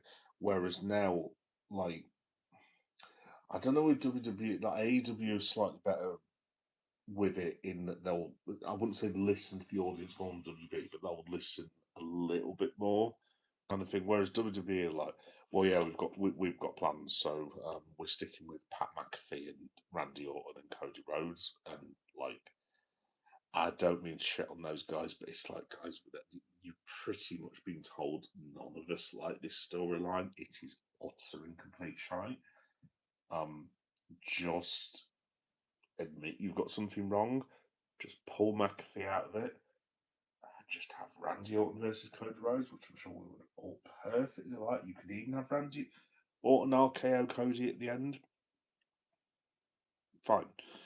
Um, just admit that you've got something wrong, kind of thing. And it's kind of like obviously had the whole Jacob thing where he was super over. You had Braun before his injury, he was super over. Trick Williams is outrageously over now, and it's like, and Joe Hendrick. It's like I'm starting to wonder whether they kept him in NXT and TNA too long. Because I mean, if they did capitalised at the time, I mean, you're talking what, a year ago, Joe. Um, I mean, that pop that he got against Randy Orton was outrageous. I mean, that was probably the time, and hopefully Joe can recover. I'm not saying I'm not giving up on Joe Hendry, obviously, by any stretch of the imagination. I'm sure he'll be fine. I'm sure he'll have a good career, but like, you kind of like, why are they leaving these things so long for? I mean, Dom Mysterio, he's another one. Like, he's kind of just Liv Morgan's boyfriend now, and it's like, with the trajectory that Dominic Mysterio had, I mean, I'm not saying Shawn Michaels, but he's the only point of reference that I've got. Like, should Dominic Mysterio maybe have moved past where he was now? I don't know. I just I suppose what I'm saying is, guys, that like I just feel that WWE are. This is the only F bomb I'll drop. I just think WWE have spent the last couple of years fucking about with people, whereas they should have just said, right. For example, Jacob Fatu, 18 months over, super over. Forget what we had planned. Let's just turn this guy into a megastar. And yeah, they don't do it, and it's very alien to me. I know it's a very very different world now, but if someone's super over, just take advantage and push them. That's what I'd say basically. Let's have a look. Is it time we take JR to the care home? Oh, Boris, that's a bit. Oh, mate, Christ, that's a bit below the belt, isn't it? Well, you are called Boris, to be fair, but I'm only joking. No, shout out Jim Ross. I'm glad he's back. It was lovely to see him in comms the other day. Because obviously he had the whole cancer scare with that. I think he had was it cancer that he had in his neck or something like that. It was lovely to see him the other day. So shout out to Jim Ross. He was the voice of my childhood. Um, you will never hear a better bit of wrestling commentary than Mick Foley going through that table off of the Hell in the Cell. As God is my witness, he's broken in half. Yeah, Jim Ross is. Cole has grown on me a lot. To be fair, shout out Michael Cole as well. I do a lot of the AEW commentary team as well. But Jim Ross will always be my commentator. My heel commentator is always going to be Jerry the King Lawler. Because I mean, some of the things Jerry used to say. I mean, you're talking. If I said some of the things that Jerry the King Lawler said back in the day, 30 years ago, if I was to announce these things now in public, I'm not going to go as far as being arrested, but I would probably be. I would be of interest to police officers, put it that way. But there we go. Let's have a look. Same thing with Punk. I saw a picture of him earlier, and he's looking huge. Yeah, I was going to say. Um, how you doing, Jordan, mate? You're all right. How? How? It's fine, Jordan. Don't worry about it. My bad. I said hi. How you doing, Jordan, mate? You're all right. Long time no here. Hmm. Thank you, Boris. Santana left the dub because he wanted to work. Ortiz was happy to sit at home collecting checks. Well, each their own, Boris. To be honest, man. I know a lot of wrestling fans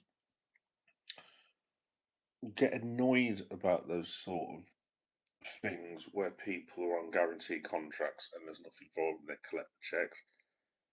I and it's kind of against my whole persona. Well, not persona is the wrong word. So like I said, I always like to think of myself as a working class lad, and I like to think everything that I've got in this house is earned through hard work and stuff. But at the same time, I had a father that once told me, I, and I'm paraphrasing the old man. I'm making him sound worse than he was. Shout out to my dad.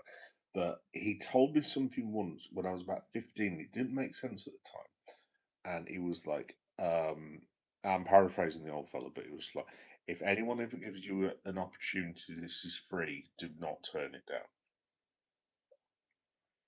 And my dad used to do weird shit like that. He'd walk past me and drop these pearls of wisdom. I was like, what? Like, dude, I'm 14 years old. Why are you telling me this for? Obviously, like 30 years later, you're like, I get why he's just told me that. And that's one of those situations, and I'm kind of like, well, I mean, to be fair to Ortiz, I mean, put it this way: if someone offered any of us, let's say they were like, right, guys, I know we brought you in to be a labourer, but I found a better labourer. However, I need to keep you on, and I'm going to pay you 50 grand a year for the next 2 years, but I don't want to see you on my building site. That's a very bad example, but you know what I mean. I think most of us are sat there basically going fireball. Like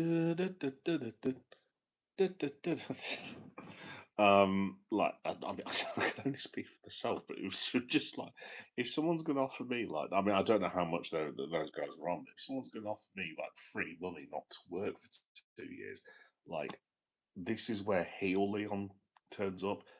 I ain't refusing that. I'm sorry. That's fine with me. If someone wants to pay me to sit on my ass doing bugger all for 2 years, that's fine. But yeah, it's not for everyone, so I don't know. It's ever since LA Knight held up that fan sign saying WWE should have picked him and not JU, so I think Triple H found that disrespect. Well, I mean, yeah, I get it, Finn, but it's like, I mean, you'll be too young for this, Finn, but there was an angle with Triple H that involved a woman called Katie Vick. I mean, disrespectful.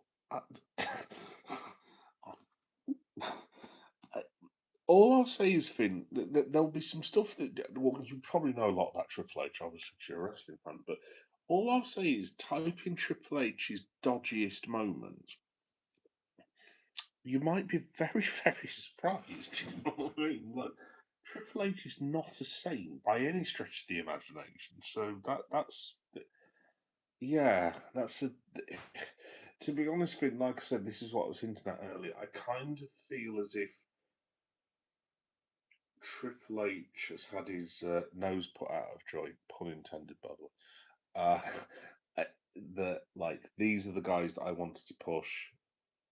I don't know why LA Knight's popular, but I don't want to push him because it's not my idea, kind of thing. I don't know. But at the end of the day, like I said to me back in the day, I mean, famously, I don't think Mick Foley, Vince McMahon was hugely thrilled with the idea of Mick Foley. And it was Jim Ross who actually spoke out for, because obviously they obviously they worked with each other in WCW back in the day. And Jim Ross basically put his, well, maybe not put his career on the line, put his reputation on the line. Said, "Look, I can vouch for this guy. He's really good." And Vince was like, I think JR's said this in one of his autobiographies. I've got 3 of JR's autobiographies, and he basically said to JR something along the lines of, "It's your arse if this goes wrong." And JR was like, "Fine."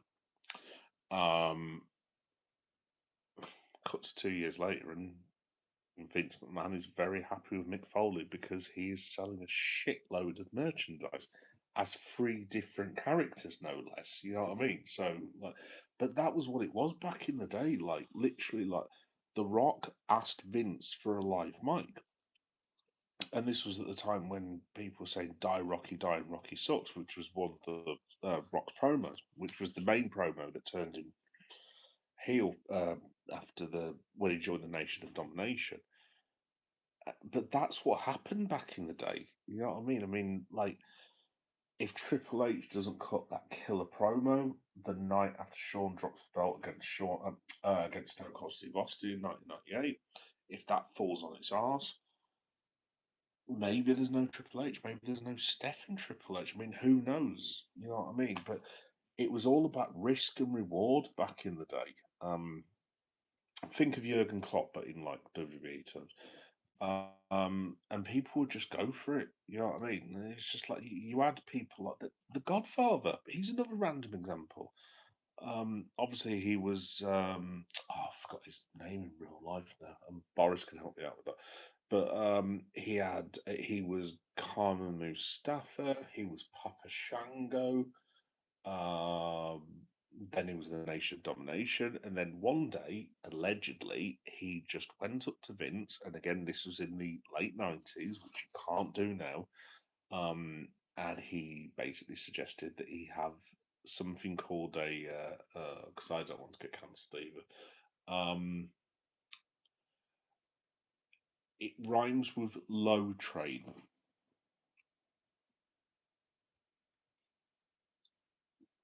And the Godfather would bring out lots of lows each week, and offer lows to wrestlers to not fight him instead of him fighting.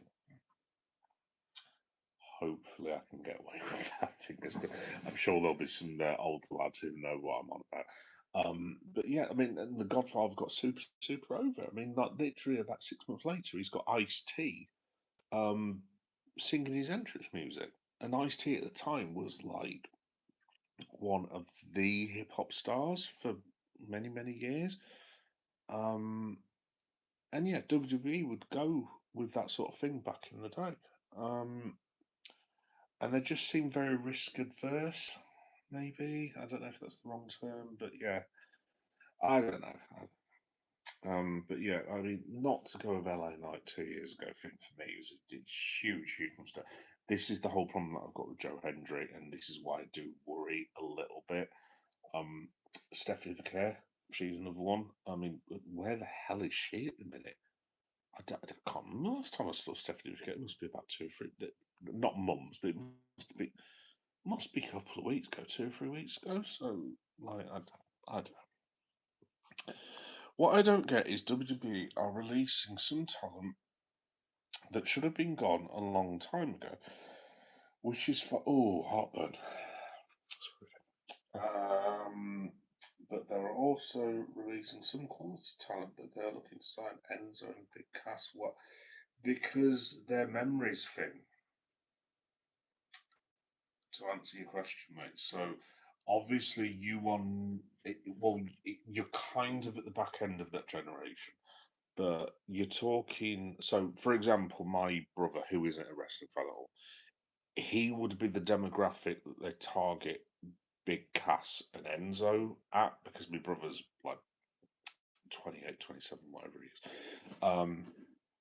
But had my brother been watching, he would have. I mean, Enzo and Big Cass, my brother's 28 now.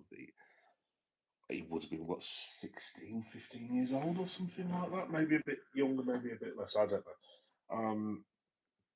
But that's the whole thing. It's all about, to be honest with you, it's all about not merchandise. And what's the word I'm looking for?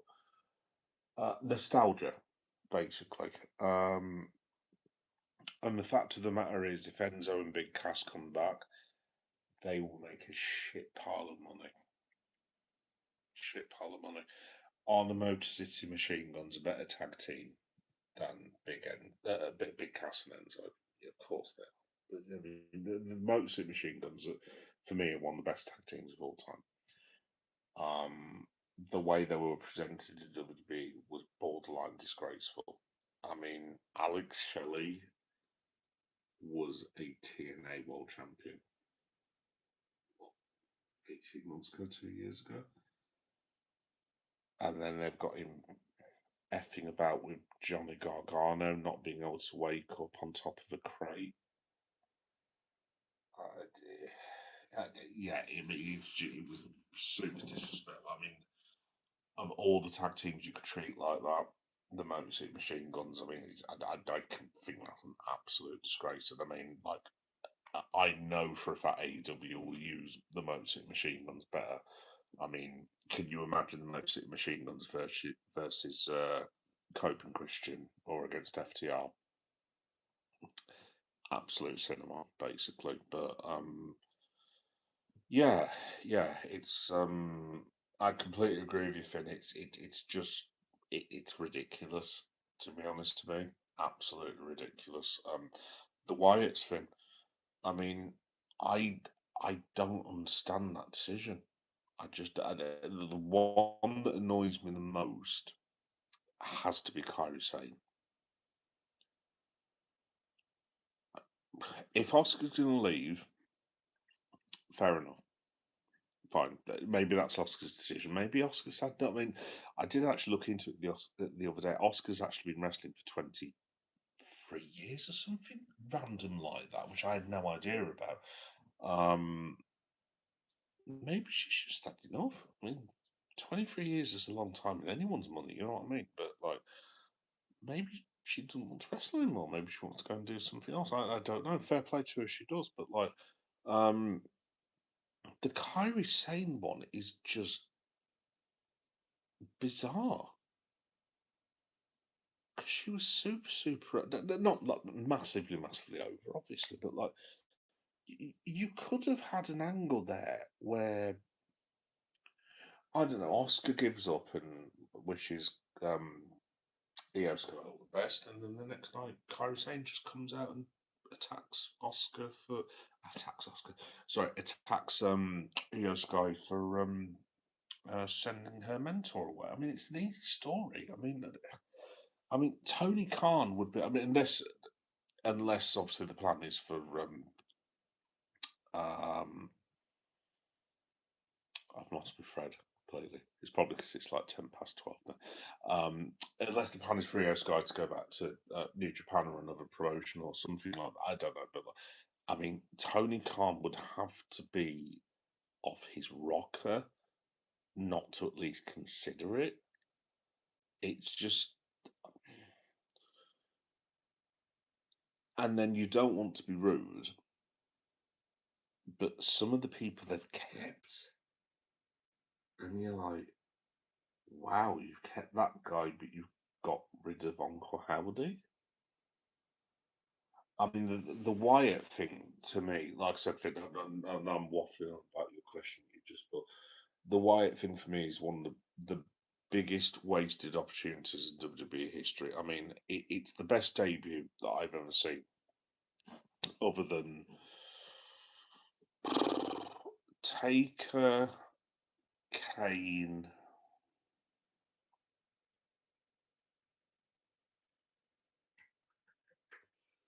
Ooh, best debut. I mean, The Rock, strictly speaking, wasn't a debut, but like his whole thing when he joined the Nation of Domination, X Pac turning up.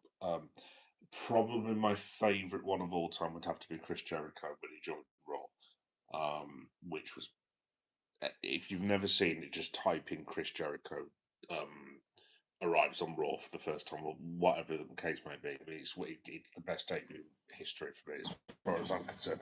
But the Wyatts it's in my top five, definitely in my top five. Obviously, the Bray original Bray for me is better than the Wyatts, just because I love Bray Wyatt so much. Um, but the buzz after that first Wyatt attack, I genuinely do not understand how on earth they have effed that up. Like, it was really simple. You just immediately do exactly the same thing the second week, and maybe the third week you have them attack, I don't know, off the top of my head, Cody Rhodes, and you're off to the races. And like, it was just shambles, an absolute shambles. So yeah, I don't even know if AEW can pick them up because I believe Nikki Cross is working the British Independents, or at least she's meant to be doing so. Um, I think she's got an independent date in London in a week or a couple of weeks. Maybe it's already gone. I don't know, but I think Nikki's working over here. I know Dexter Loomis is meant to be working because he did a self-made promo where I think he shaved off all his hair or something like that. So he ended up looking like the old school Dexter Loomis that debuted on TNA back when he was like the Stalker. I don't know if any of you guys know about this, but like Dexter was like it, they kind of said like, oh, it's got nothing to do with the Dexter character. It's like he blatantly just ripped it off from the TV show Dexter. But he was like whole like serial killer type thing. I think he's doing something himself. I don't know about Rowan. I don't know about Uncle Howdy. But yeah, I mean, what a waste of an opportunity. Absolutely ridiculous, man. Ridiculous.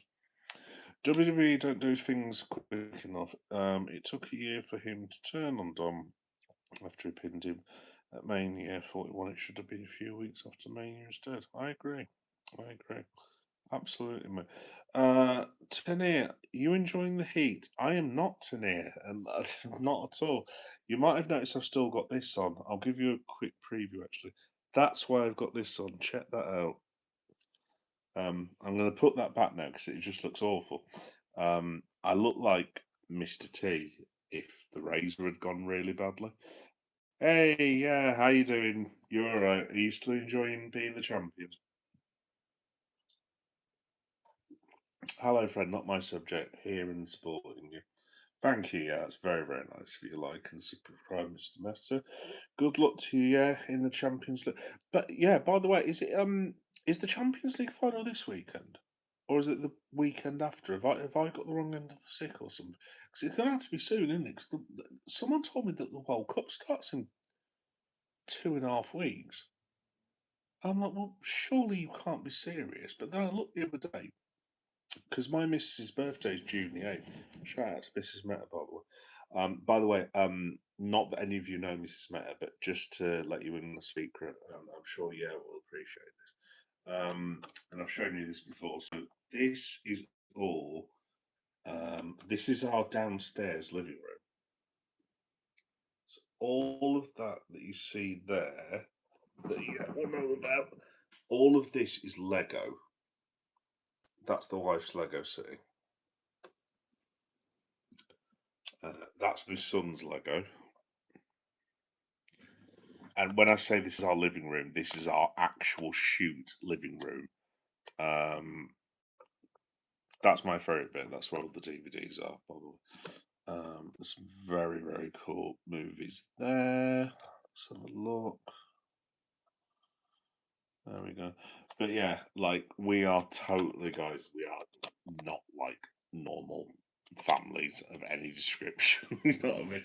Like, you get like people who are like mine and the missus' age where you've got like tea cakes being put out in afternoon tea and this, that, and the other, and like our house, like me and the missus between us are like not far off 100 in terms of age, and we've got like, I mean, I've got wrestling toys upstairs, she's got Lego in this, that, and the other, and blah blah blah blah. But yeah, I just thought I'd let you all know, not that I'm well, not that any of you know Mrs. Meta, unless one or two of you are weird stalkers, which I don't think you are. I am actually because I get. Oh, I've just been paid now. Actually, that's cool. I am going to for the wife's very special birthday. I'm going to buy her like a weekend at Legoland, as in that the Windsor Legoland kind of thing, because my son loves Legoland as well. So basically, I'm going to buy them tickets to go to Legoland, which is kind of self-serving as well, because one of the girls that I worked with earlier was like, "Hang on, wait a minute, doesn't that mean that like in terms of travel that you get the house to yourself for 3 days?" And I was like, "No,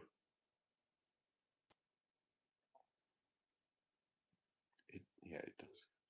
That's yeah, that's what's going on with our lass, as the Northerners would say. But yes, I will tell you all about that soon. I'm also going to bribe Mrs. Meta as well, to do some YouTube shorts for me from Legoland, which would be very useful, obviously.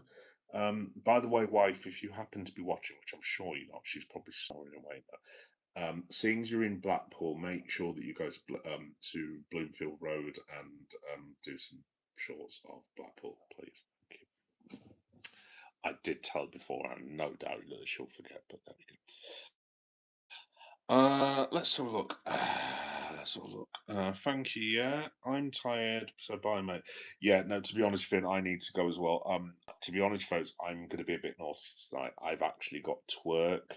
Um, sure most of you know what I'm talking about.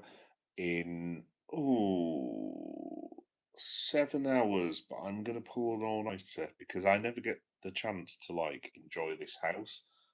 No offense to the wife or the son. I'm going to watch either The Boys, Daredevil, or a horror movie.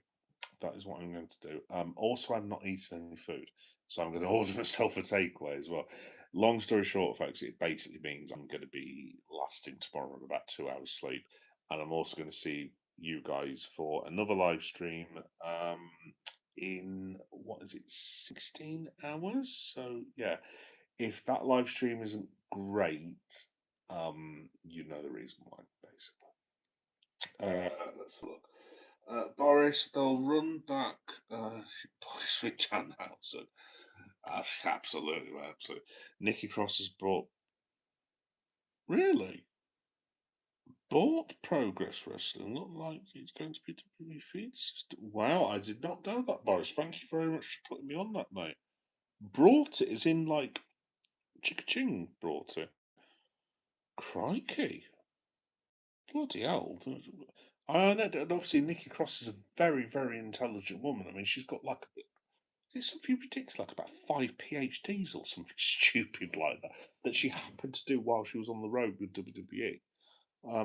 No, fair play to Nikki if that's what she's doing. But yeah, I really like Nikki Cross, Boris. Like she was always, but I really liked her in the. Oh Christ, what was the group she was in there?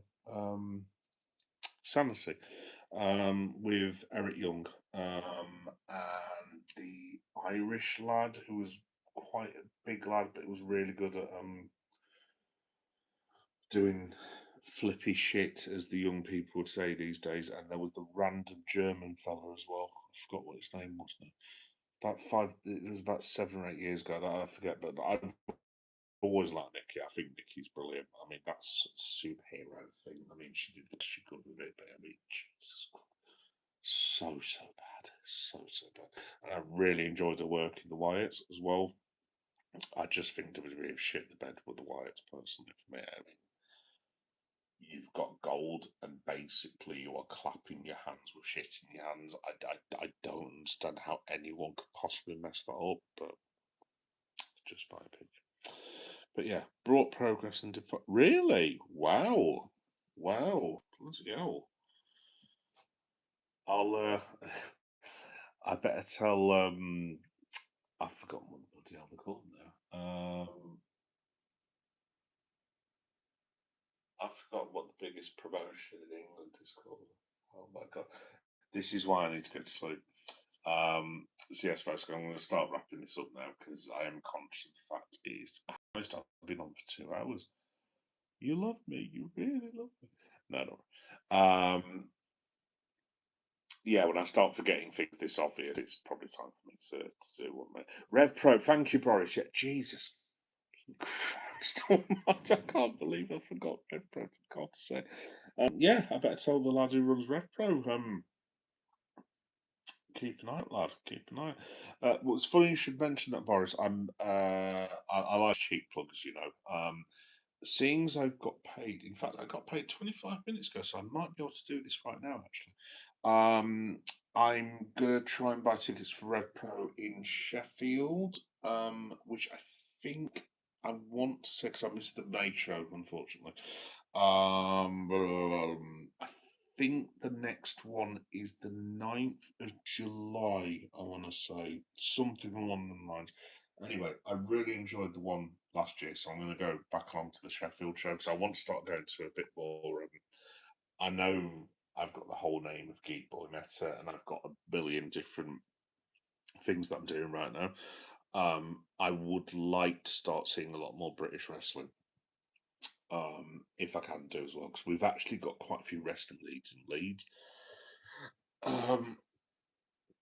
I want to say it's what's our Leeds one? I think it's True Grit Wrestling, I believe, because they do shows out of Left Bank, which is LS6, where I used to live, which is Hyde Park, sort of Headingley area. If you don't know where it is, it's near sort of Yorkshire Cricket Ground, Leeds Rhinos, and all that shit, basically.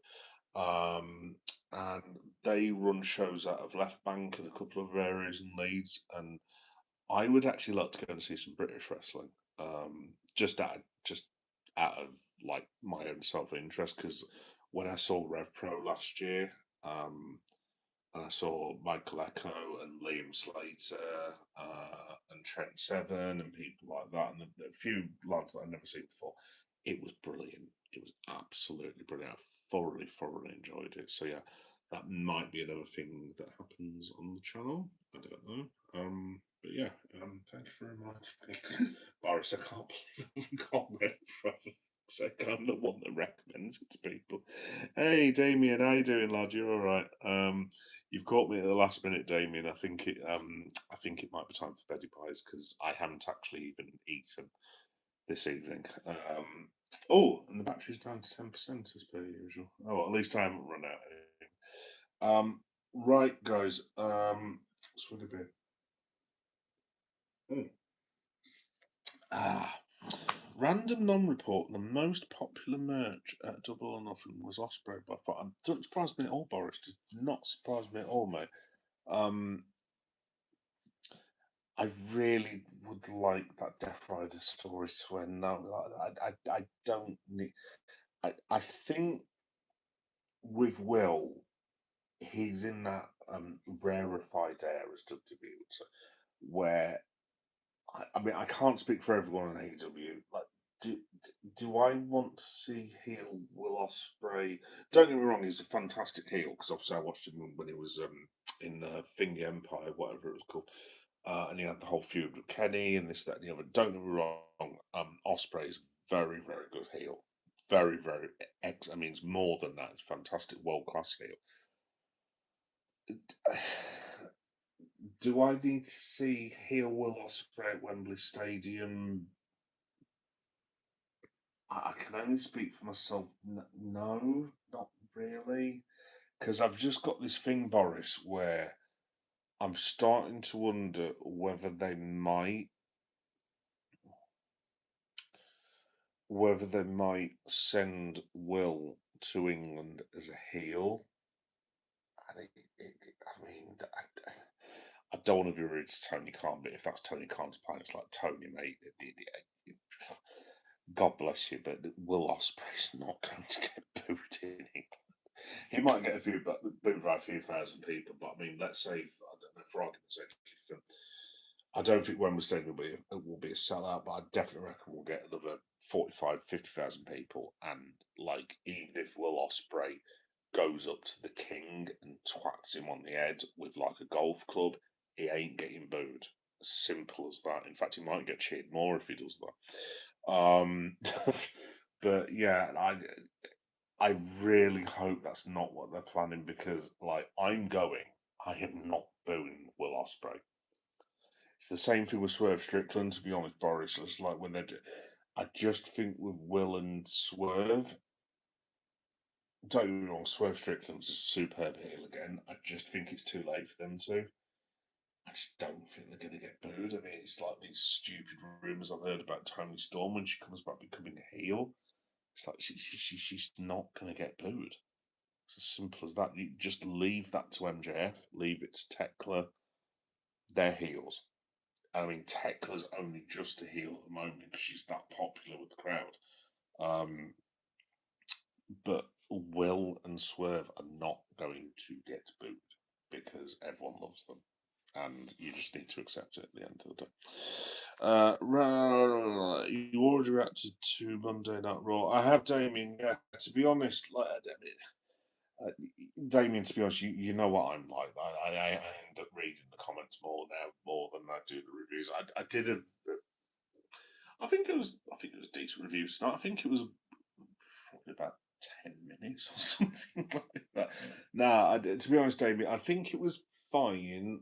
I just don't think Raw is on fire at the moment, and I think it's a lot of it's the whole post WrestleMania lull, basically, which is understandable because I mean I've been through this like God knows how many years now. Like you have WrestleMania, and then the whole of wrestling goes to not goes to shit, but it just is like, oh look, we've got Backlash now, and everyone's like, yeah, great, that's wonderful.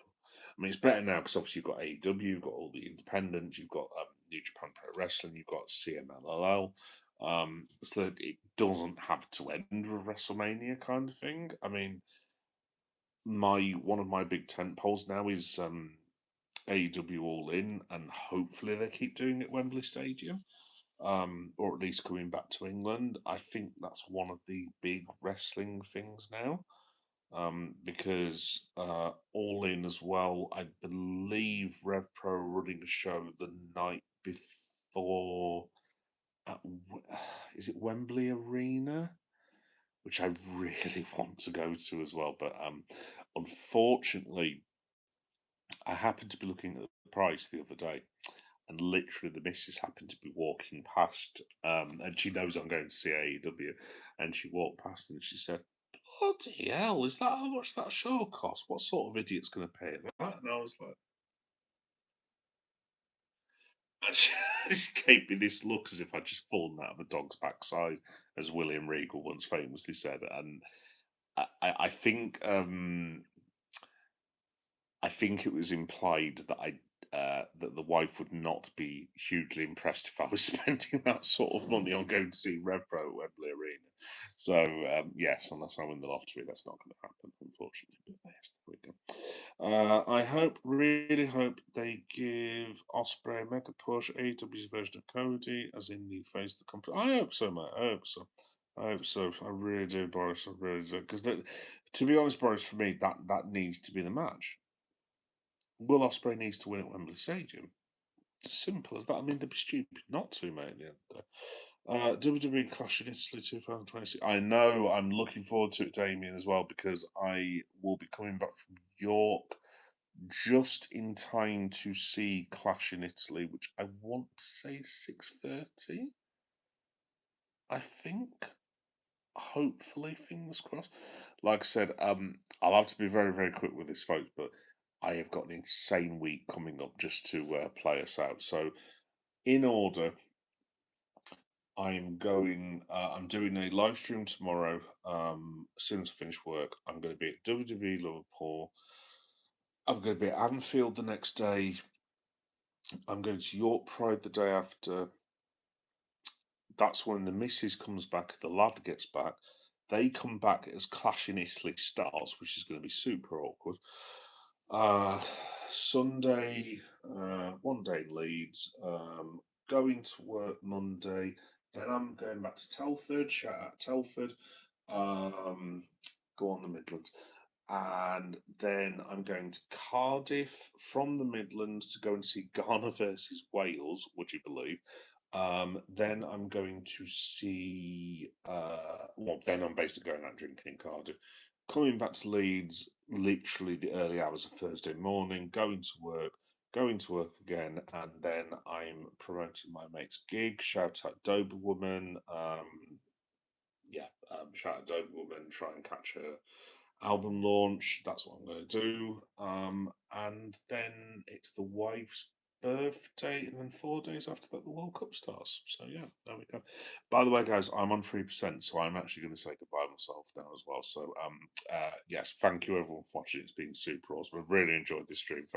Again, I know I keep saying this. It's not just me being a arselick or anything. Genuinely, 100%. Thank you all so much for watching me waffle on about shite for like 2 hours. I really, really appreciate your support, and you guys have been awesome to me the last year or so.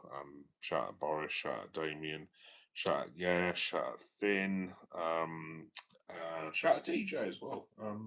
Nice to see you, mate, as well. But yes, I'm going to head off as well, folks, because I need to go and get some food from somewhere. From a takeaway in Leeds of some description. But yes, there we go. Yes, night to you, Boris, as well. Night to you, Damien. Night to everyone else. And yeah, thanks everyone for watching. I will see you for Liverpool's review of the season tomorrow. Probably about 6 o'clock. That's going to be fun, isn't it? I'm sure. Yeah. Anyway, right. Have a good night, everyone, and I'll see you all soon. Take care of yourselves. Bye bye.